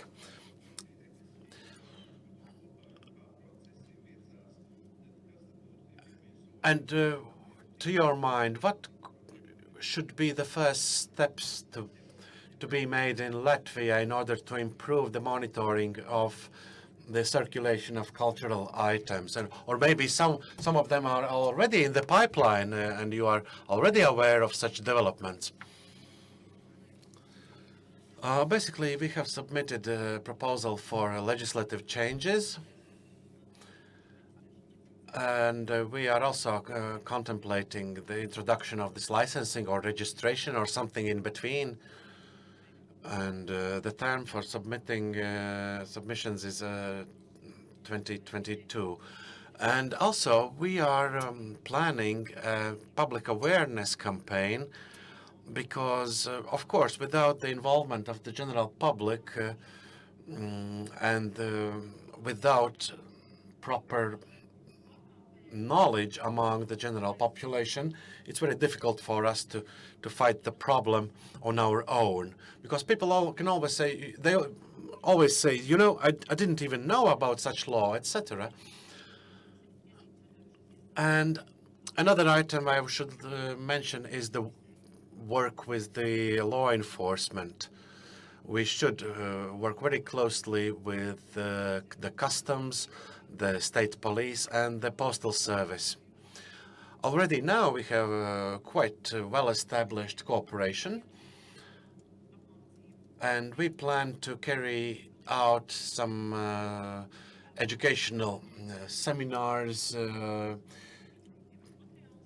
other words, to carry out some kind of onboarding for them so that we may cooperate even more effectively in future.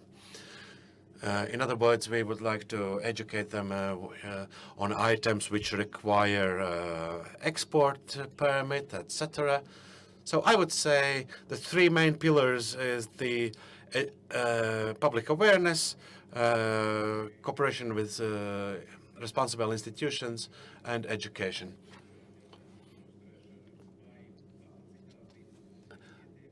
Let me also ask whether your organization, also your partner organizations, have the capacity to actually deal with these issues. Unfortunately, of course, the capacity problem is always on our agenda because sometimes we hit the wall simply because we are overwhelmed with the amount of work. And sometimes we are no longer capable of moving forward because of the lack of resources and support. So, of course, this is a problem. However, this should be solved only after carrying out some in-depth research. Just like in case of this study, we on our own will carry on studying the Latvian art market, and probably the results will give us a more clear view. So thank you very much, Maija Vēbere, specialist of the Department of the Circulation of Cultural Goods of the Latvian Heritage Board. And please stay here for the discussion part, because the panel discussion will begin shortly. But meanwhile, let us have Nacionālā kultūras mantojuma pārvalde vērš uzmanību, ka kultūras mantojums ir pamats ikvienas valsts nacionālajai identitātei. Kultūras mantojums ir būtiski nepieciešams mūsdienu kultūras un radošo procesu tālākai attīstībai, veicinot ne tikai intelektuālo, bet arī katras valsts ekonomisko izaugsmi. Kultūras priekšmeti ir daļa no kultūras mantojuma un mūsu vēstures. Tiem ir ievērojama kultūras, mākslinieciskā, vēsturiskā un zinātniskā nozīme. Kā mēs varam novērtēt kultūras mantojuma vērtību? Kultūras priekšmetiem ir neatkārtojama nozīme. Estētiskā vērtība kādā privātā kolekcijā vai finansiālais ieguvums nespēja kompensēt šo priekšmetu zaudējumu, jo tā ir daļa no tautas vēstures un identitātes. Lai kultūras priekšmetus aizsargātu, pastāv ierobežojumi to ievešanai un izvešanai no valsts. Mūsu kultūras priekšmetiem visnopietnākais apdraudējums ir zādzības, nelikumīgi izrakumi un nelikumīga tirdzniecība. Īpaši aizsargājamas ir arheoloģiskās senlietas, kas ir senākas par 1701. gadu. Arheoloģiskās senvietās atrastas senlietas pieder Latvijas valstī, un tās glabā publiskie muzeji. Senlietas ir senatnē izgatavoti kultūrvēsturiski nozīmīgi priekšmeti. Rotas lietas, darbarīki, ieroči, iedzīves priekšmeti, keramikas izstrādājumi, tekstīlijas, monētas un citi. Likums aizliedz arheoloģiskās senlietas iznīcināt, bojāt, pārsūtīt, pārvietot, iegūt, glabāt vai atsavināt. Izņemot gadījumus, kad personas var pierādīt to likumīgo izcelsmi. Pirms iegādāties mākslas un antikvāros priekšmetus, ir jāpārliecinās par to izcelsmi. Uz nelikumīgu izcelsmi var norādīt vairākas pazīmes. Vai priekšmets ir netīrs? Vai tas izskatās kā daļa no kāda lielāka objekta? Vai uz tā ir apzīmējums, kas varētu norādīt, ka tas nāk no muzeja? Vai tā cena ir pārāk pievilcīga, lai būtu patiesa? Un pats svarīgākais, vai pārdevējs var uzrādīt dokumentus, kas apliecina priekšmeta izcelsmi?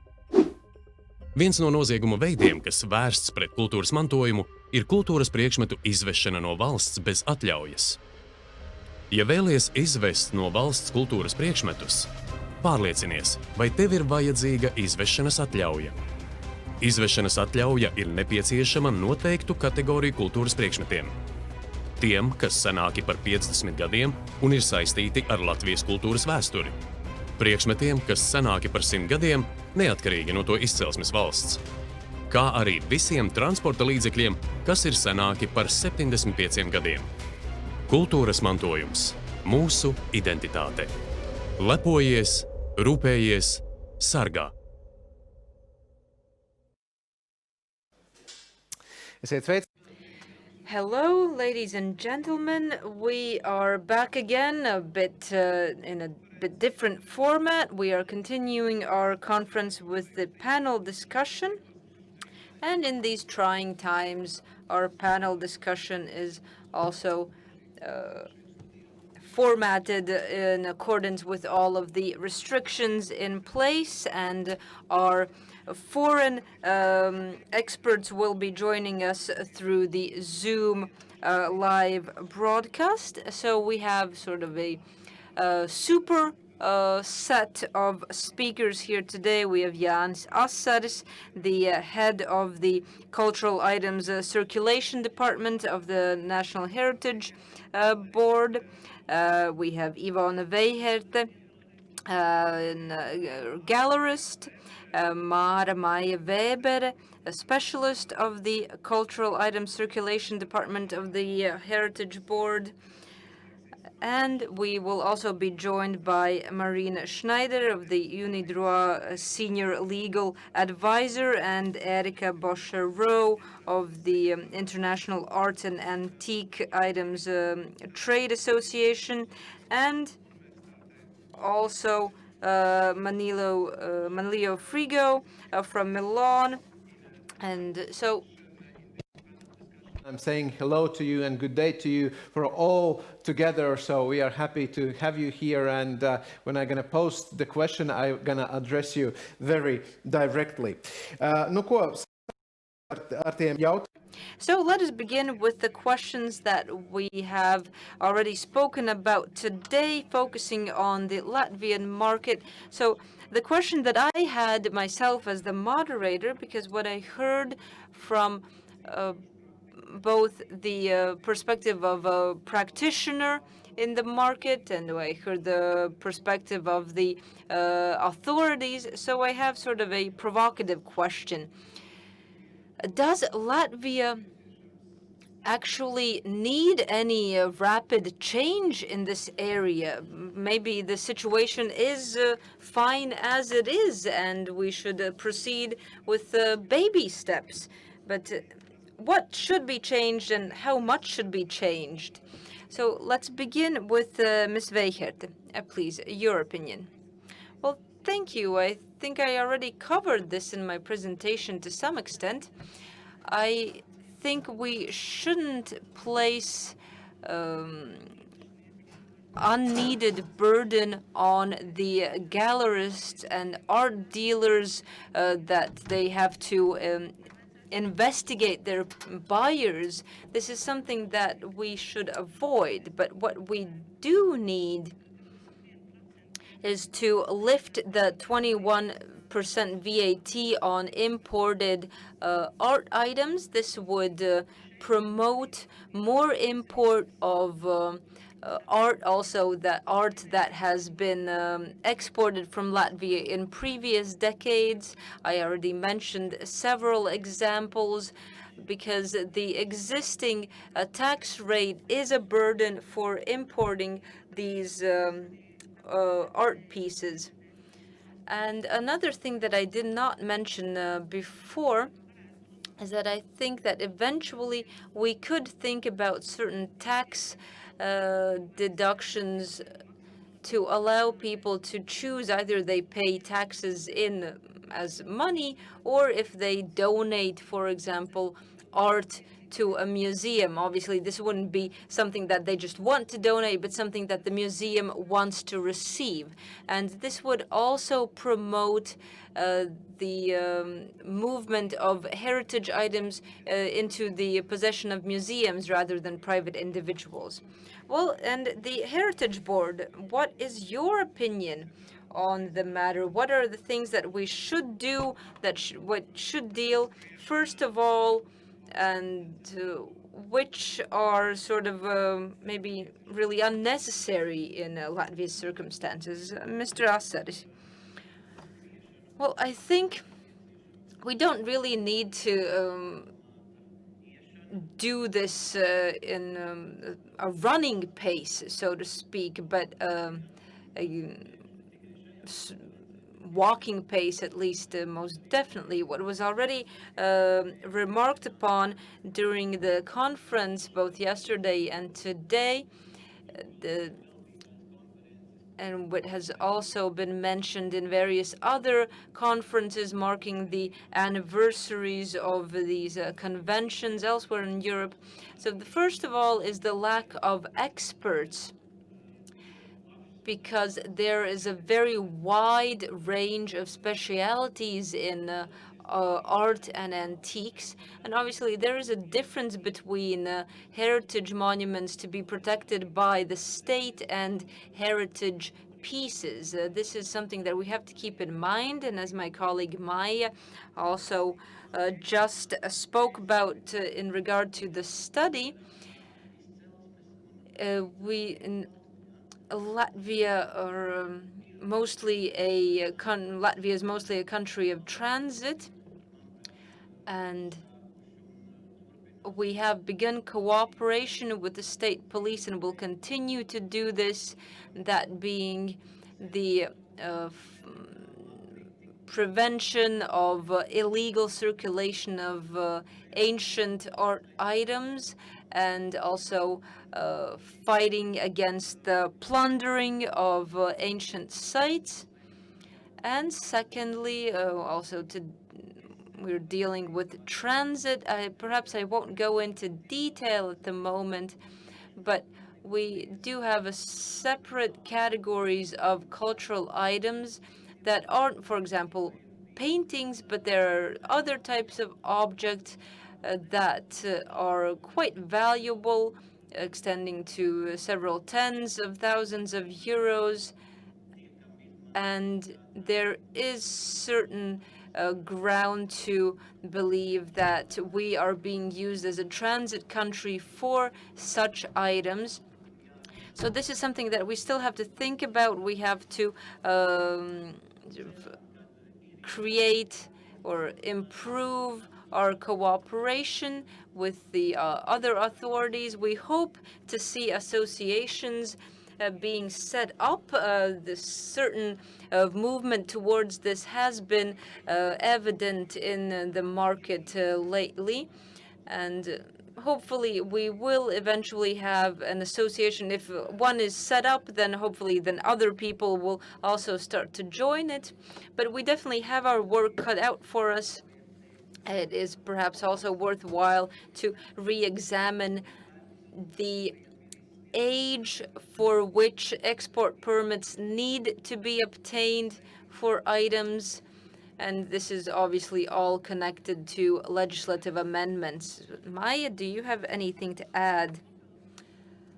Well, I'd like to add on about the system itself. As I mentioned in the study, before people working in the art market became subject to the law, there was no really supervision in place.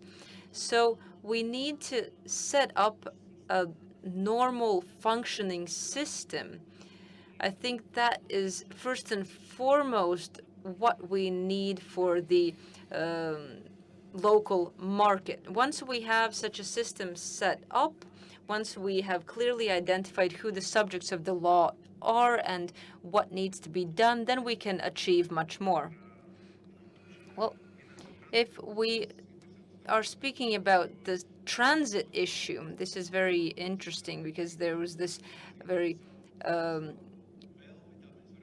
vivid example with a bank setting up their sort of transit room or such.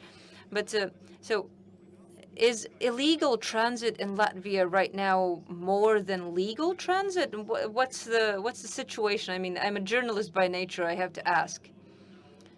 Well, I think we could probably go into much more detail about this with our colleagues from the customs and the state police, whom we do have cooperation with on these matters. But we can never know. For example, at the moment, Ms. Weichert mentioned turnover and the small market that we have here locally. On the other hand, we don't know what's going on in the antique store sort of auxiliary rooms. Maybe there are trades or deals being brokered in the back rooms that are not actually don't actually show up on the official documents. So during this pandemic, obviously, we have various problems with dealing with these matters because many galleries, stores have suspended their operations for the time being, but other problems are obviously springing up as well. The representative from the state police mentioned, and I apologize to our listeners for the technical difficulties that we had with the presentation with our state police representative, so we were not able to ask him more questions. But now, about the situation with these ancient coins circulating in the market, how has this situation come into being? Well, this is one of the areas in which I think we have to speak about the country of origin and illegal excavations that we have actually registered in many places and many heritage sites in Latvia, mostly ancient burial sites throughout Latvia, which are plundered. And thus this archaeological context is also destroyed for the heritage site. And then these objects show up on the market. And of course, if we look through the various auctions and there's information available, for example, on eBay and such. So where's the gist, actually? The gist is that these art pieces are purported to be Viking items. So for people that are not knowledgeable, that raises the market value for these items and allows these items to be sold to foreign countries for a higher price. Obviously, Vikings are much better known throughout the world than the Curians or Zemgalians. Well, now moving on to a different area of questions and involving our foreign colleagues as well.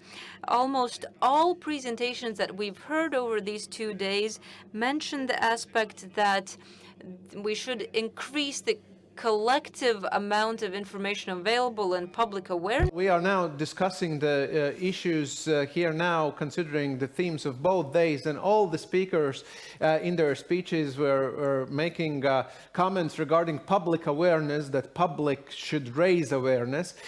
From your perspective, considering your institutions and your personal perspective, in this art market field, how would be the most effective way to raise the public awareness, and maybe you have some good examples how you are coping with that in your country. We're going to start with Marina Schneider from Unidroit.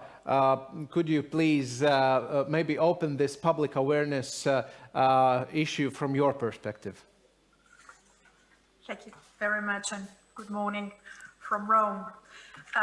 Well, you know, Unidroit is, we are a standard-setting organization, so our public are lawyers, and we do understand that we need to, and this is what we do, but we understand that there are many regulations, and Erika said before, gave the example of the UK.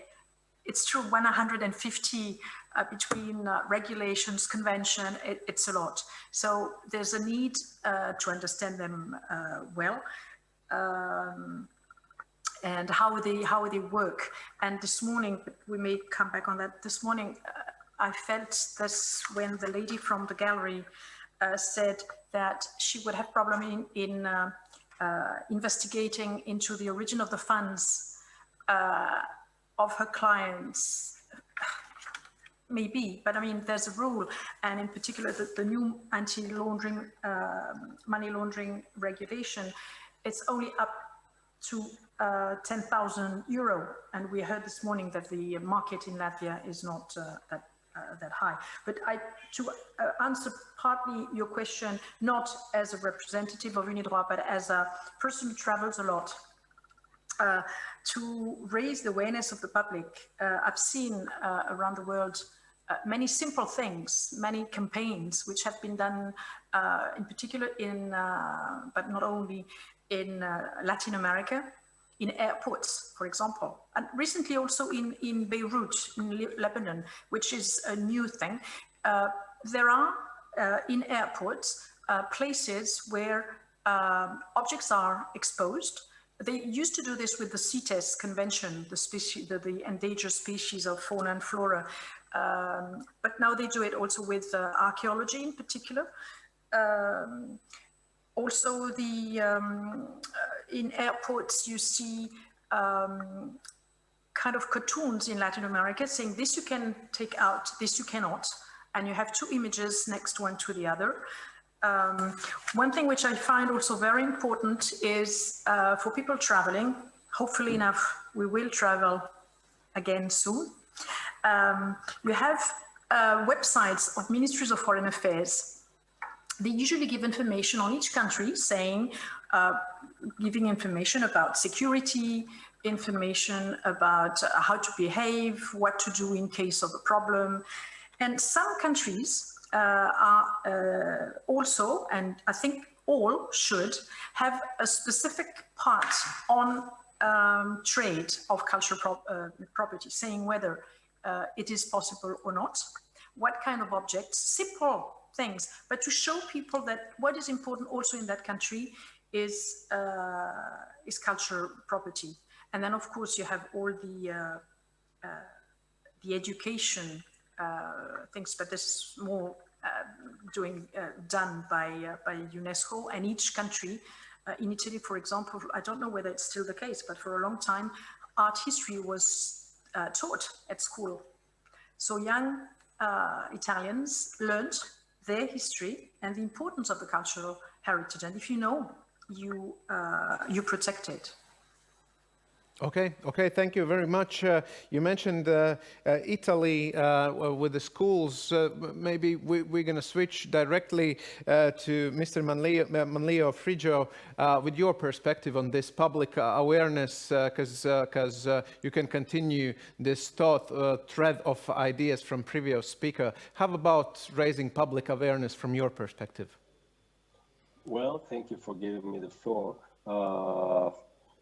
I totally share what Marina has just said about the importance of the initiatives at the public level, like press campaign, that I also have seen in Greece, for instance. As we all know, Greeks are very, very proud of their cultural heritage, and I have to say that this is also probably the outcome of school education, of press campaign, which is very important. And this is important as far as illicit fight against illicit trafficking of cultural property is concerned, and specifically this is maybe useful concerning the trafficking of archaeological items, because it's probably easy to make people understand that our past is part of our history, of our heritage, as Marina was saying before.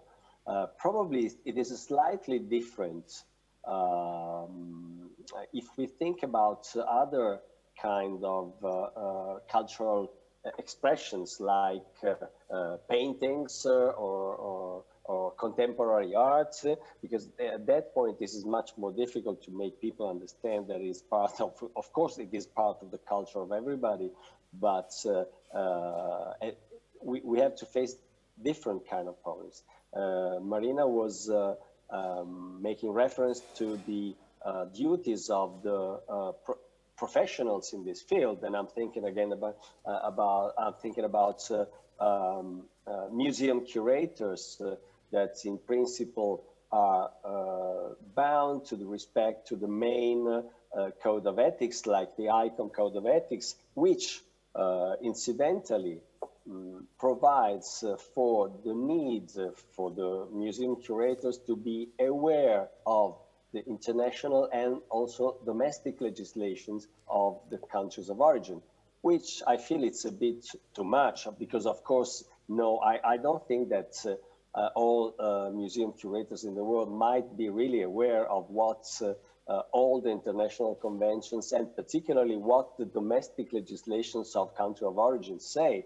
But it is important to draw their attention to the fact that at least they should be very, very careful when they deal with loans, purchasing of artworks, sales, and dismissions of the accessions of the museum. So this is a totally different problem, the importance of raising awareness, not only vis-a-vis people in general, but vis-a-vis professionals. And this is also true for art dealers.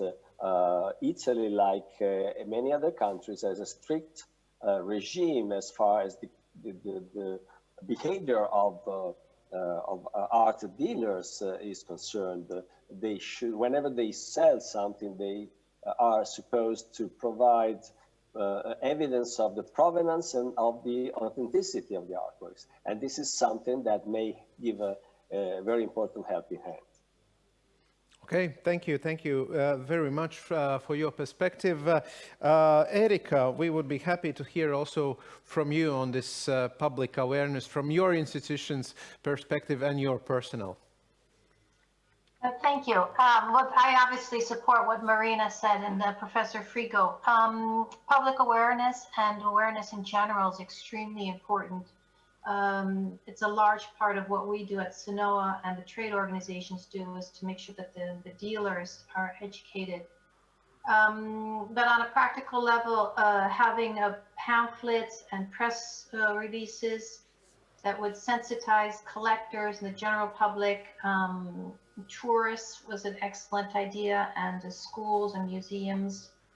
My point probably here would be, which should be a little bit different, is to make sure that the awareness campaign focuses on sensitizing individuals about the risks, not the monetary or not the punishment they'll receive, but why they need to respect the laws and why the regulations are important.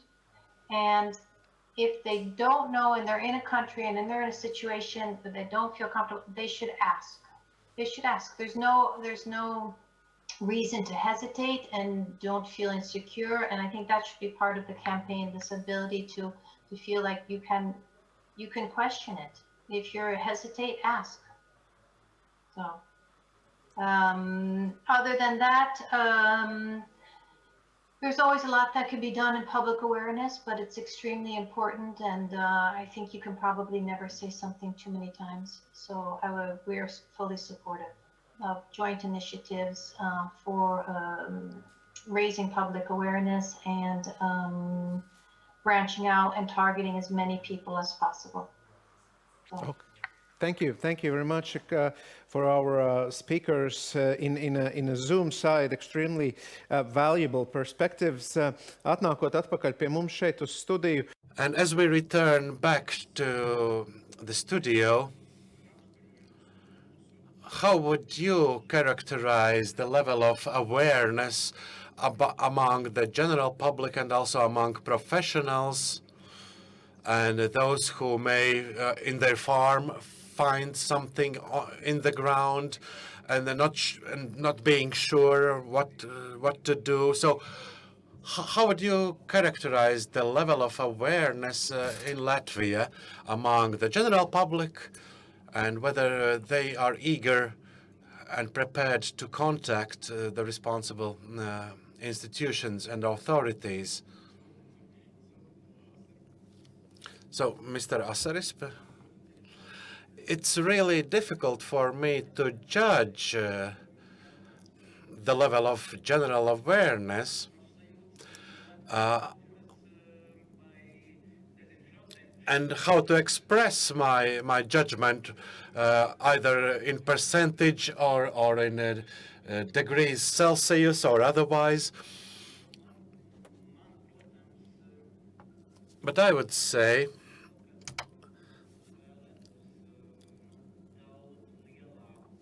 that I would wish that our population in general would have a much higher level of awareness.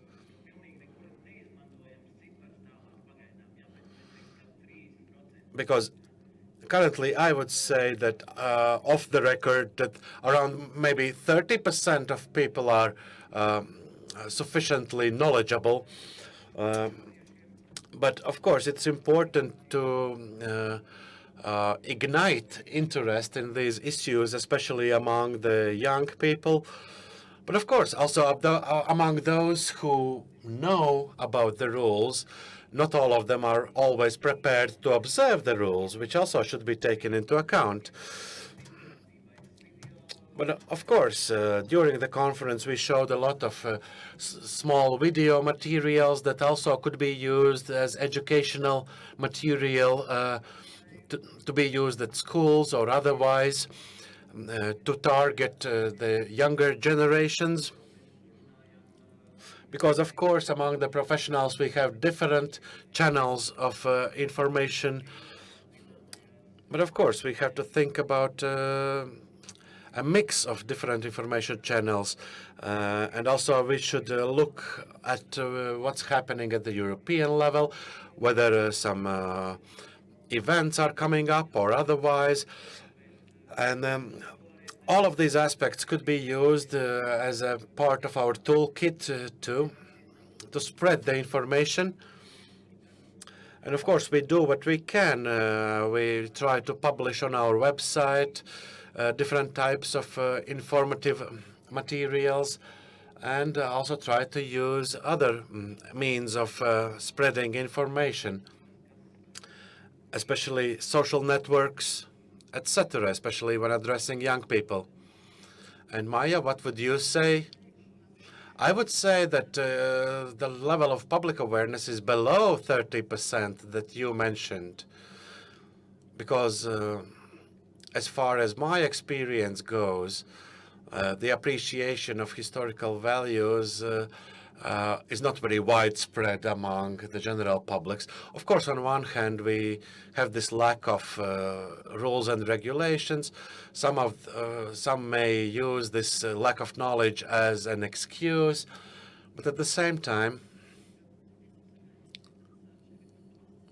for example, the postal service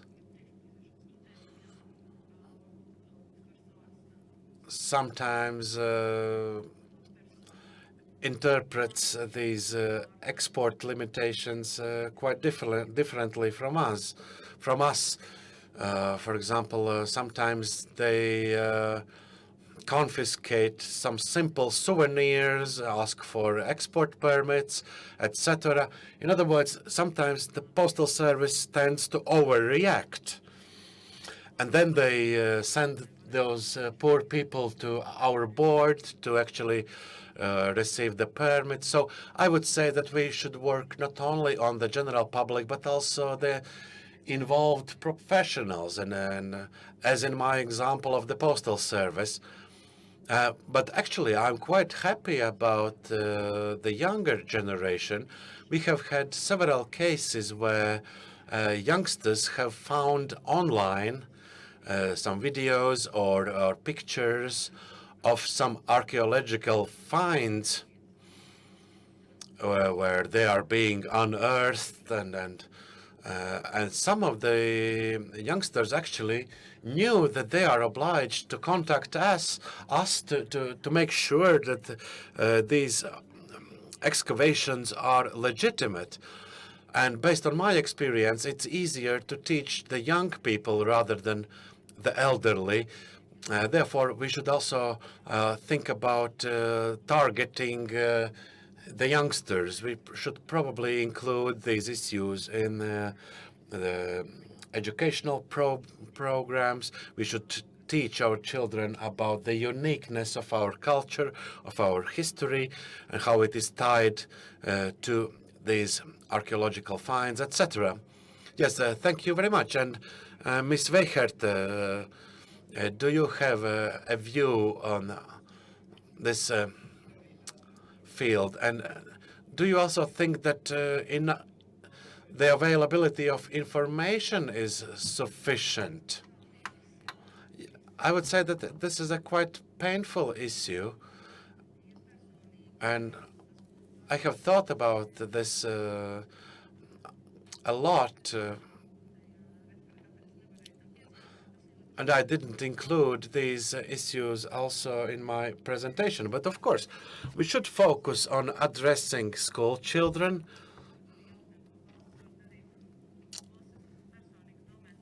And I personally think that everybody should start with themselves.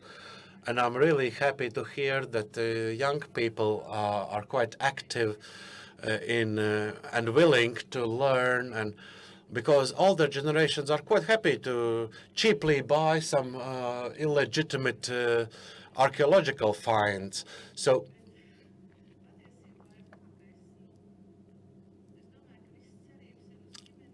I think that let us start with ourselves, educate ourselves, and I think also the family plays an important role in educating the younger generation. So whenever our family goes on a road trip, we always try to visit a museum.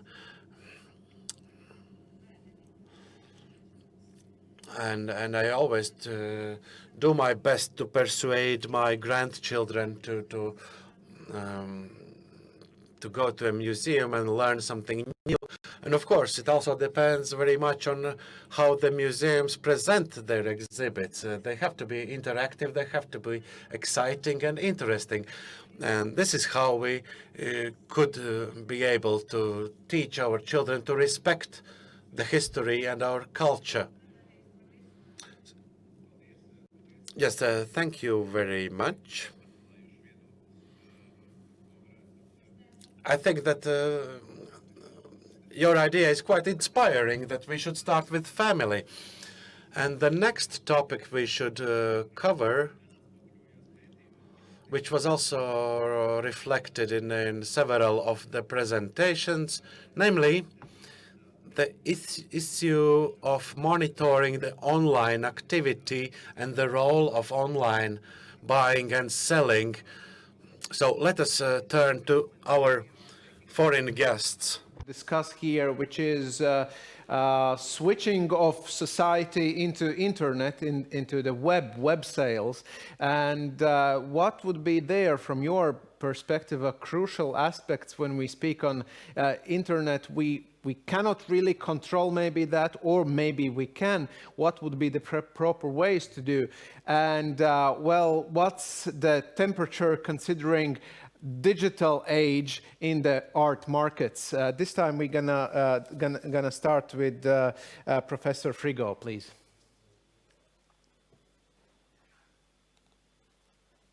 Thank you. Well, it's a very intriguing issue, actually, because it brings about all the problems linked with the digitization of art, of museums, which is particularly interesting in this period because, as we all know, the COVID has increased and accelerated this process because many public and private museums, for instance, had needed to speed up the process of the digitization of their collections in order to allow people to visit, even if virtually, the museums. So from this point of view, this is one of the main issues. And on the other hand, certainly the online trade has been put under accusation because we have seen in a number of cases, for instance, online auctions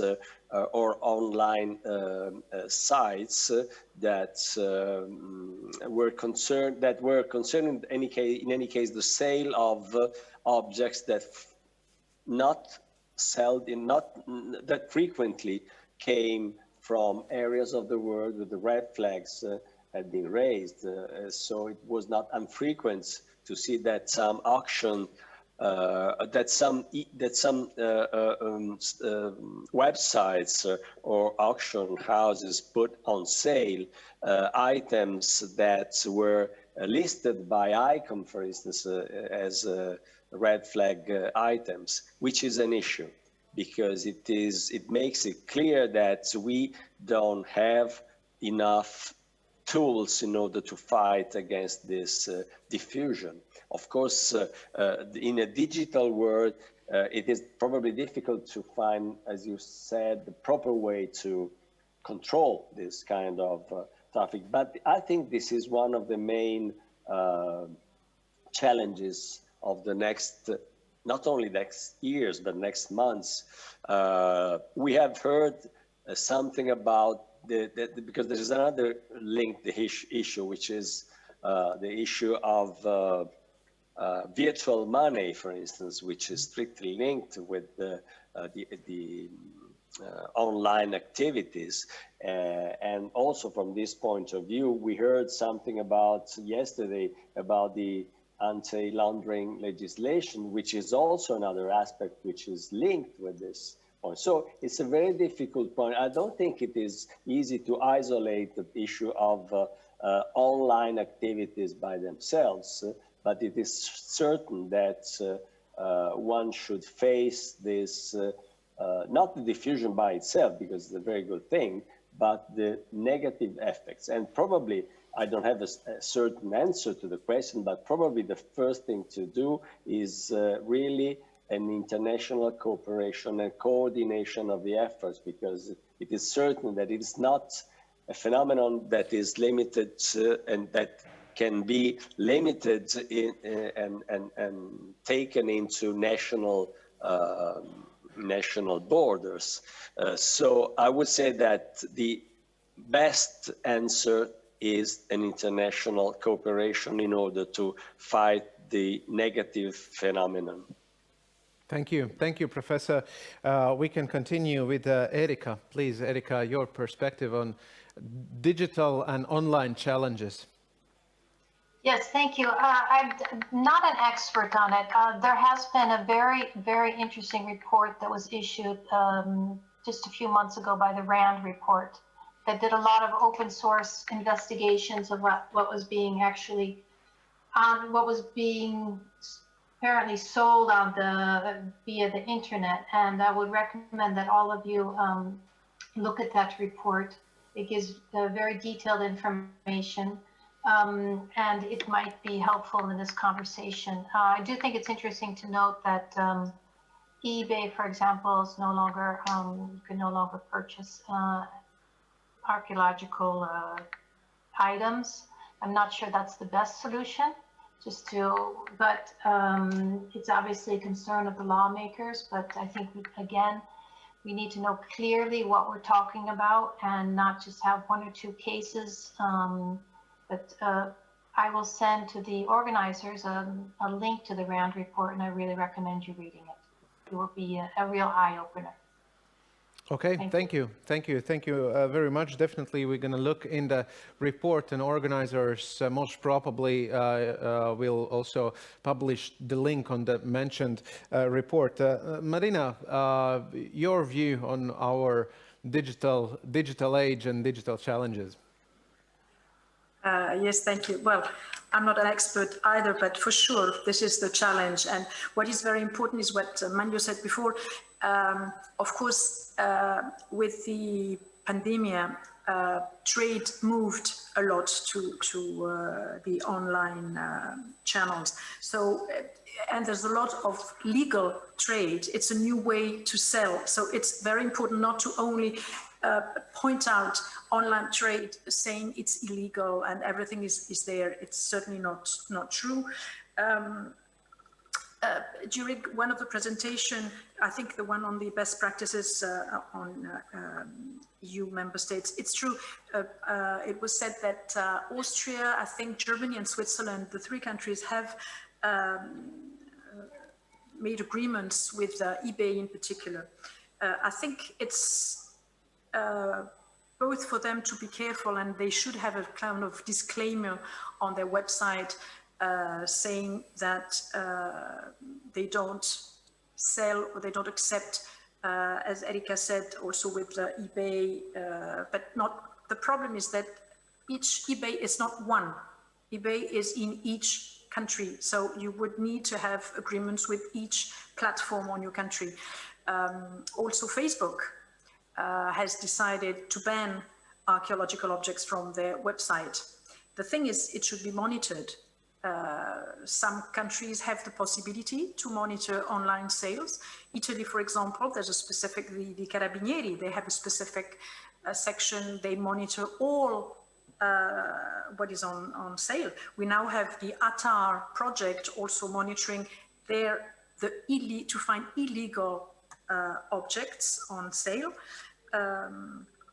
It is a challenge. It's so quick. It is so, I know also that UNESCO, ICOM and Interpol have published basic actions for online sales. They are probably reviewing them because they did it some time ago.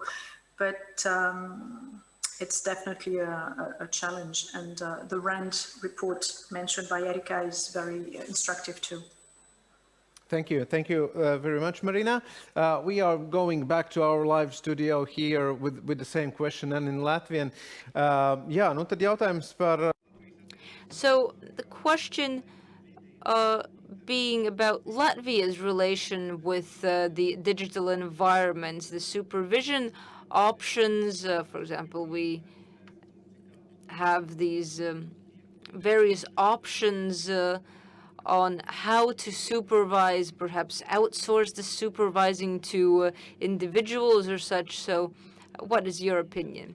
Well, the board is currently trying to perform very active monitoring of both local and foreign sites, looking for heritage items from Latvia that appear on these sites. I definitely agree with Erika that it would not be the best solution to ban sale of archaeological items on eBay as such, because if we ban it on one, then it'll just appear on a different one. eBay, at least, is something that we know. This is something that there's the opportunity to work with them, cooperate with them, because eBay is very open to cooperation with authorities. If we ban it there, then this trade will just move elsewhere, even to the deep web, so introducing bans is definitely not the right solution. So in Latvia, we are performing this very active monitoring of sites. We have had several successful cases, for example, the coins that were already mentioned. So that is actually how these people have been caught when they try to sell these items online. So we do try to monitor these sites as much as possible. As regards foreign sites, as Jānis already mentioned, these items are often said to be Viking artifacts, sometimes even Roman artifacts, which is very interesting. The dates given, the descriptions given are often incorrect. The locations cited are incorrect. And the information is purposely given so that to sort of make it impossible to trace these items. Sometimes they will actually go so far as mentioning the Baltic region and mentioning specific locations in Latvia, but saying that it's a Viking artifact. So there are quite a lot of problems with this. Another problem we have is forgeries of such items. We've had this case where in a British auction site, we found items which were described as Baltic Viking items or Latvian Vikings or items, Viking items found in Latvia. And after the British authorities performed their checks, it actually turned out that the majority of these items were forgeries. So this is another problem, that the actually buyers of these items do not have any guarantee that the item is real, that it's not a forgery. So we are continuing working on this monitoring. It's very important. Well, perhaps we have someone listening who is interested in making a forgery of an artwork or an archaeological item. So you had this, you mentioned this case of this young man that went around galleries selling forgeries to them. So what is your involvement? Can you draw attention to these forgeries circulating? Can you actually take specific action against it? So do you mean, what can we do if someone has bought a forgery? Yes, well, in such as the British case where you inform the auction house? Well, in such cases, we go through the police. We collect the information that we can, and then we submit it to the police, and then the police take it to the international level.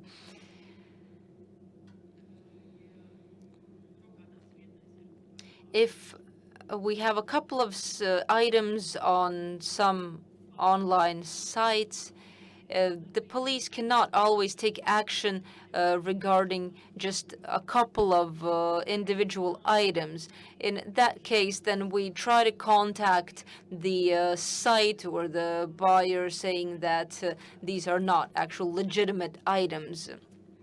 Usually these people are quite open and cooperate with us, and they apologize and remove these items from their website.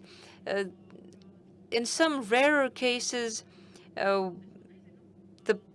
we've been told, I don't know anything about it, my country has no agreement in place with your country, we don't have the UNIDROIT convention in place, so they just give various excuses, and so there's nothing that we can do more from our side. So that's basically a dead end. Yes, and we have such situations with the US, for example. As far as I know, we have an agreement with the US in regard to parts of immovable items, but we don't have any agreement in place regarding movable items. Ms. Weigert, you mentioned in your presentation this negative aspect of the online world, of the disappearance of these sort of lines to actually value artwork.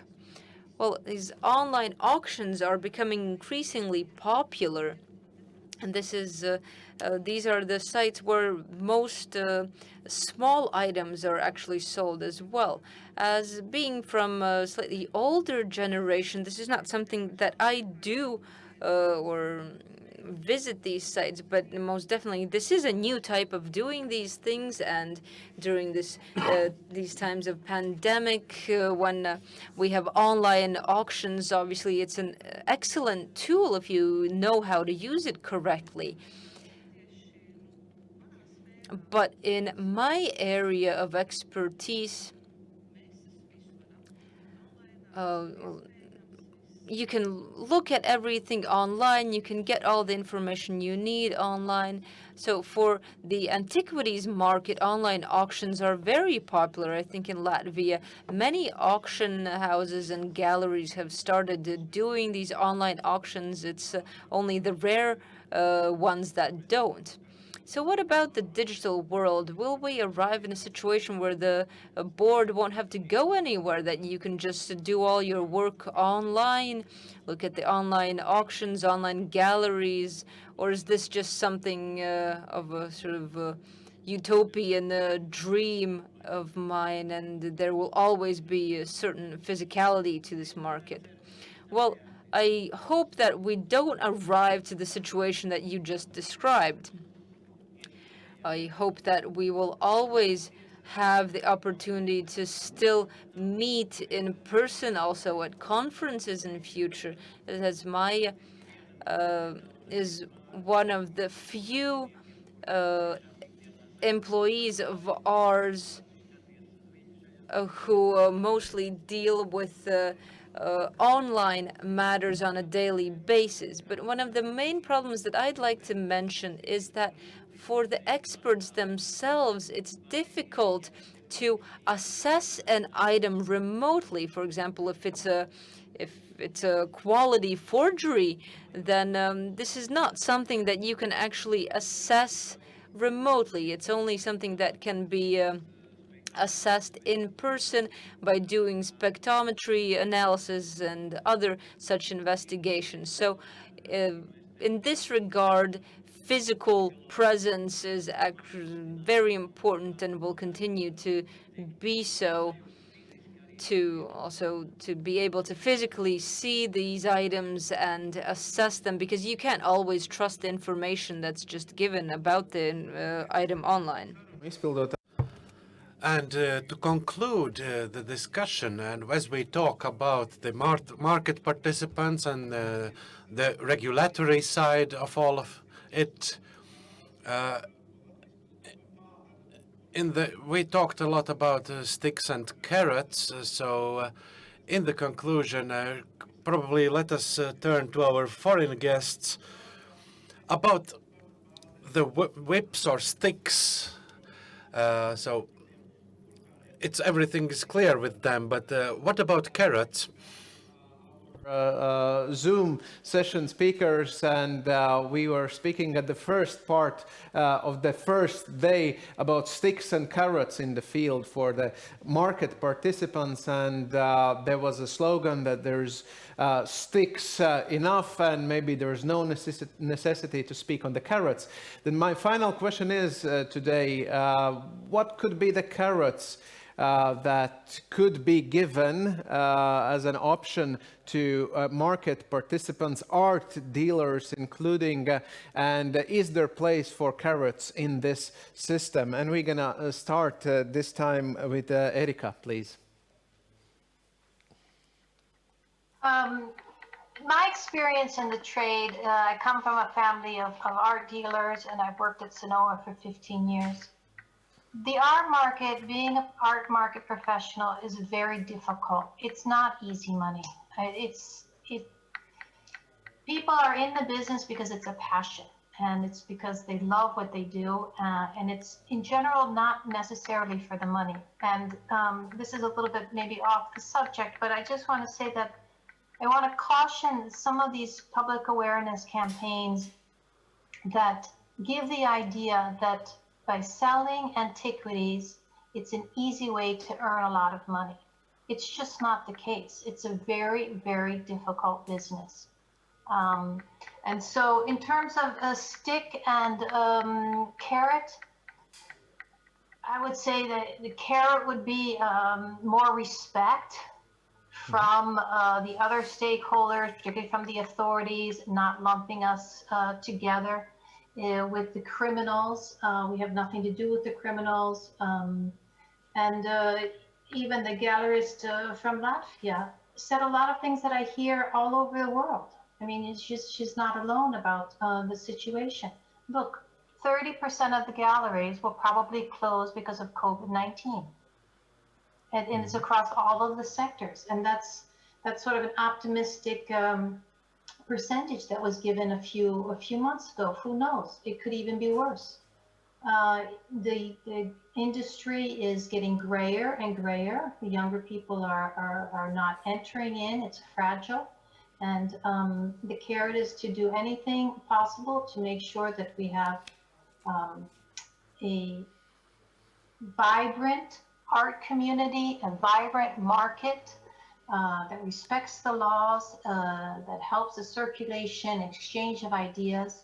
And I think that in itself would be a fabulous outcome. Thank you very much. I believe very good nailing of issue. Thank you. Professor, the floor is yours for final remarks considering carrot. Considering carrot, well, I should refer to my professional side as I'm an attorney as well, and I belong to a focus team that deals with art and cultural property. I totally share what Erika was said. I'm also convinced that sometimes there is a kind of I wouldn't say criminalization, but anyway, when she claims for more respect, she's totally right, because it is too easy to say that art dealers spoil the purity of art, which is absolutely not true. There is exactly the same percentage of good and bad people as in any other profession. And let me add that if we think the same is true for collectors in a certain way. When you see this division between public and private ownership of cultural objects, but we cannot forget that collectors are quintessential in the conservation of art. Very, very frequently, great international museums had taken advantage of the object that, or the collections that were donated by private collectors, and art dealers are quintessential as well, because without them there wouldn't be probably any successful collection. The only thing is that, so I wouldn't speak about carrots, because I'm certain that the category of art dealers is going to face a very important crisis, as Erika was saying before, because of the pandemic, and so it is a danger that we should avoid, that most or part of the galleries, for instance, run the risk of being closed. But let me just add one thing, that probably we would all need a more transparent market, which is not easy, because the art market is very, very peculiar, with categories and rules that probably are a bit far away sometimes from the transparency of other kind of markets, probably. But on the other hand, I should say that there are some international conventions that, like I'm thinking about the UNIDROIT 1995 convention, which is not that successful in the art dealers' world. And I think this is a mistake, because everybody should think about this convention as a mean to provide us with a more transparent art market. Thank you. Thank you very much, Professor. And with that, we are saying also thank you to our speakers, because Marina is offline at this particular moment, as I see. And thank you very much for participation and your goodwill and good time here with us. Mēs noslēdzam šeit ar šo te pašu jautājumu. Tad izskanēja. So, to conclude, we heard from our foreign guests that respect could be one important carrot. Yes, Eric, I would like to thank you very much for this remark. I would say that respect is really something that we need, and our operations should not be perceived as something criminal. And I truly hope that the action movies do not shape the general opinion of us. And of course, we appreciate whatever support the government has been providing during the pandemic to the dealers. However, the gallerists seem to be left out in Latvia, so it's not very fair, but let's see how it develops. But of course, we would be happy to enjoy the trust of the general public and also the authorities. So if not respect, at least trust is what I would like to have. And what would be your concluding remarks regarding trust, respect, and carrots in general? Yes, as it was mentioned before, in every sector there will be some bad apples. Of course, there is this minority of bad apples that overtakes the entire harvest. So the same applies to the arts market. So we are very grateful for the market players for contributing to our work, to contributing to the educational efforts that we have been carrying out, for educating us. And I would say that, speaking of carrots, I would say that educational and informative aspect could be used as a carrot, because it drives further cooperation and fuels dialogue, instead of the authorities deciding on something and then the market players blindly complying. So I would say that dialogue and also creation of art dealers associations would also help a lot. And then the dialogue could be arranged between the Heritage Board and an association rather than 20 or 40 individuals who couldn't even agree among themselves. So that could be also another carrot that we could speak of. And Mr. Assers, we have only 1 minute left, so you are in a very great position to conclude this event. Yes, what concerns the carrots, I would say that, of course, we will continue to monitor the art market, but probably what we could do is probably to minimize the administrative burden that we put on the market players.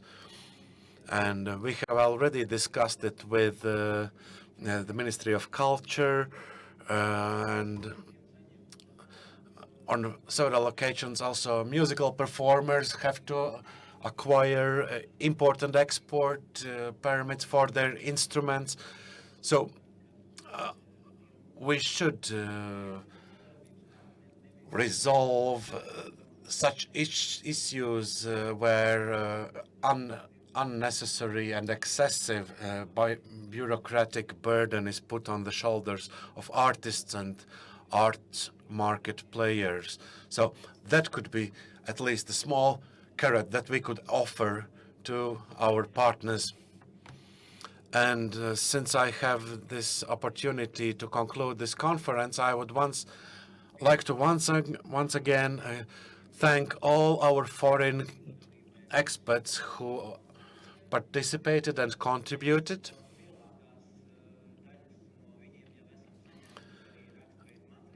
And thank you also for submitting your written presentations that we hope to publish and also issue in a printed version. So thank you very much, and I'm confident that all the research work that you have carried out will be very useful for our future endeavors. So I would like to thank also the moderator. I would also like to thank the interpreters and all the support staff. So thank you very much to all the participants, either in person or remotely. So just in the very end, I would like to convey the greetings from UNESCO, reminding us that next year an international conference will be held, and the organizers of this conference will also have a link on its website. So thank you all for being together with us, and have all the success in your future work, and remain healthy.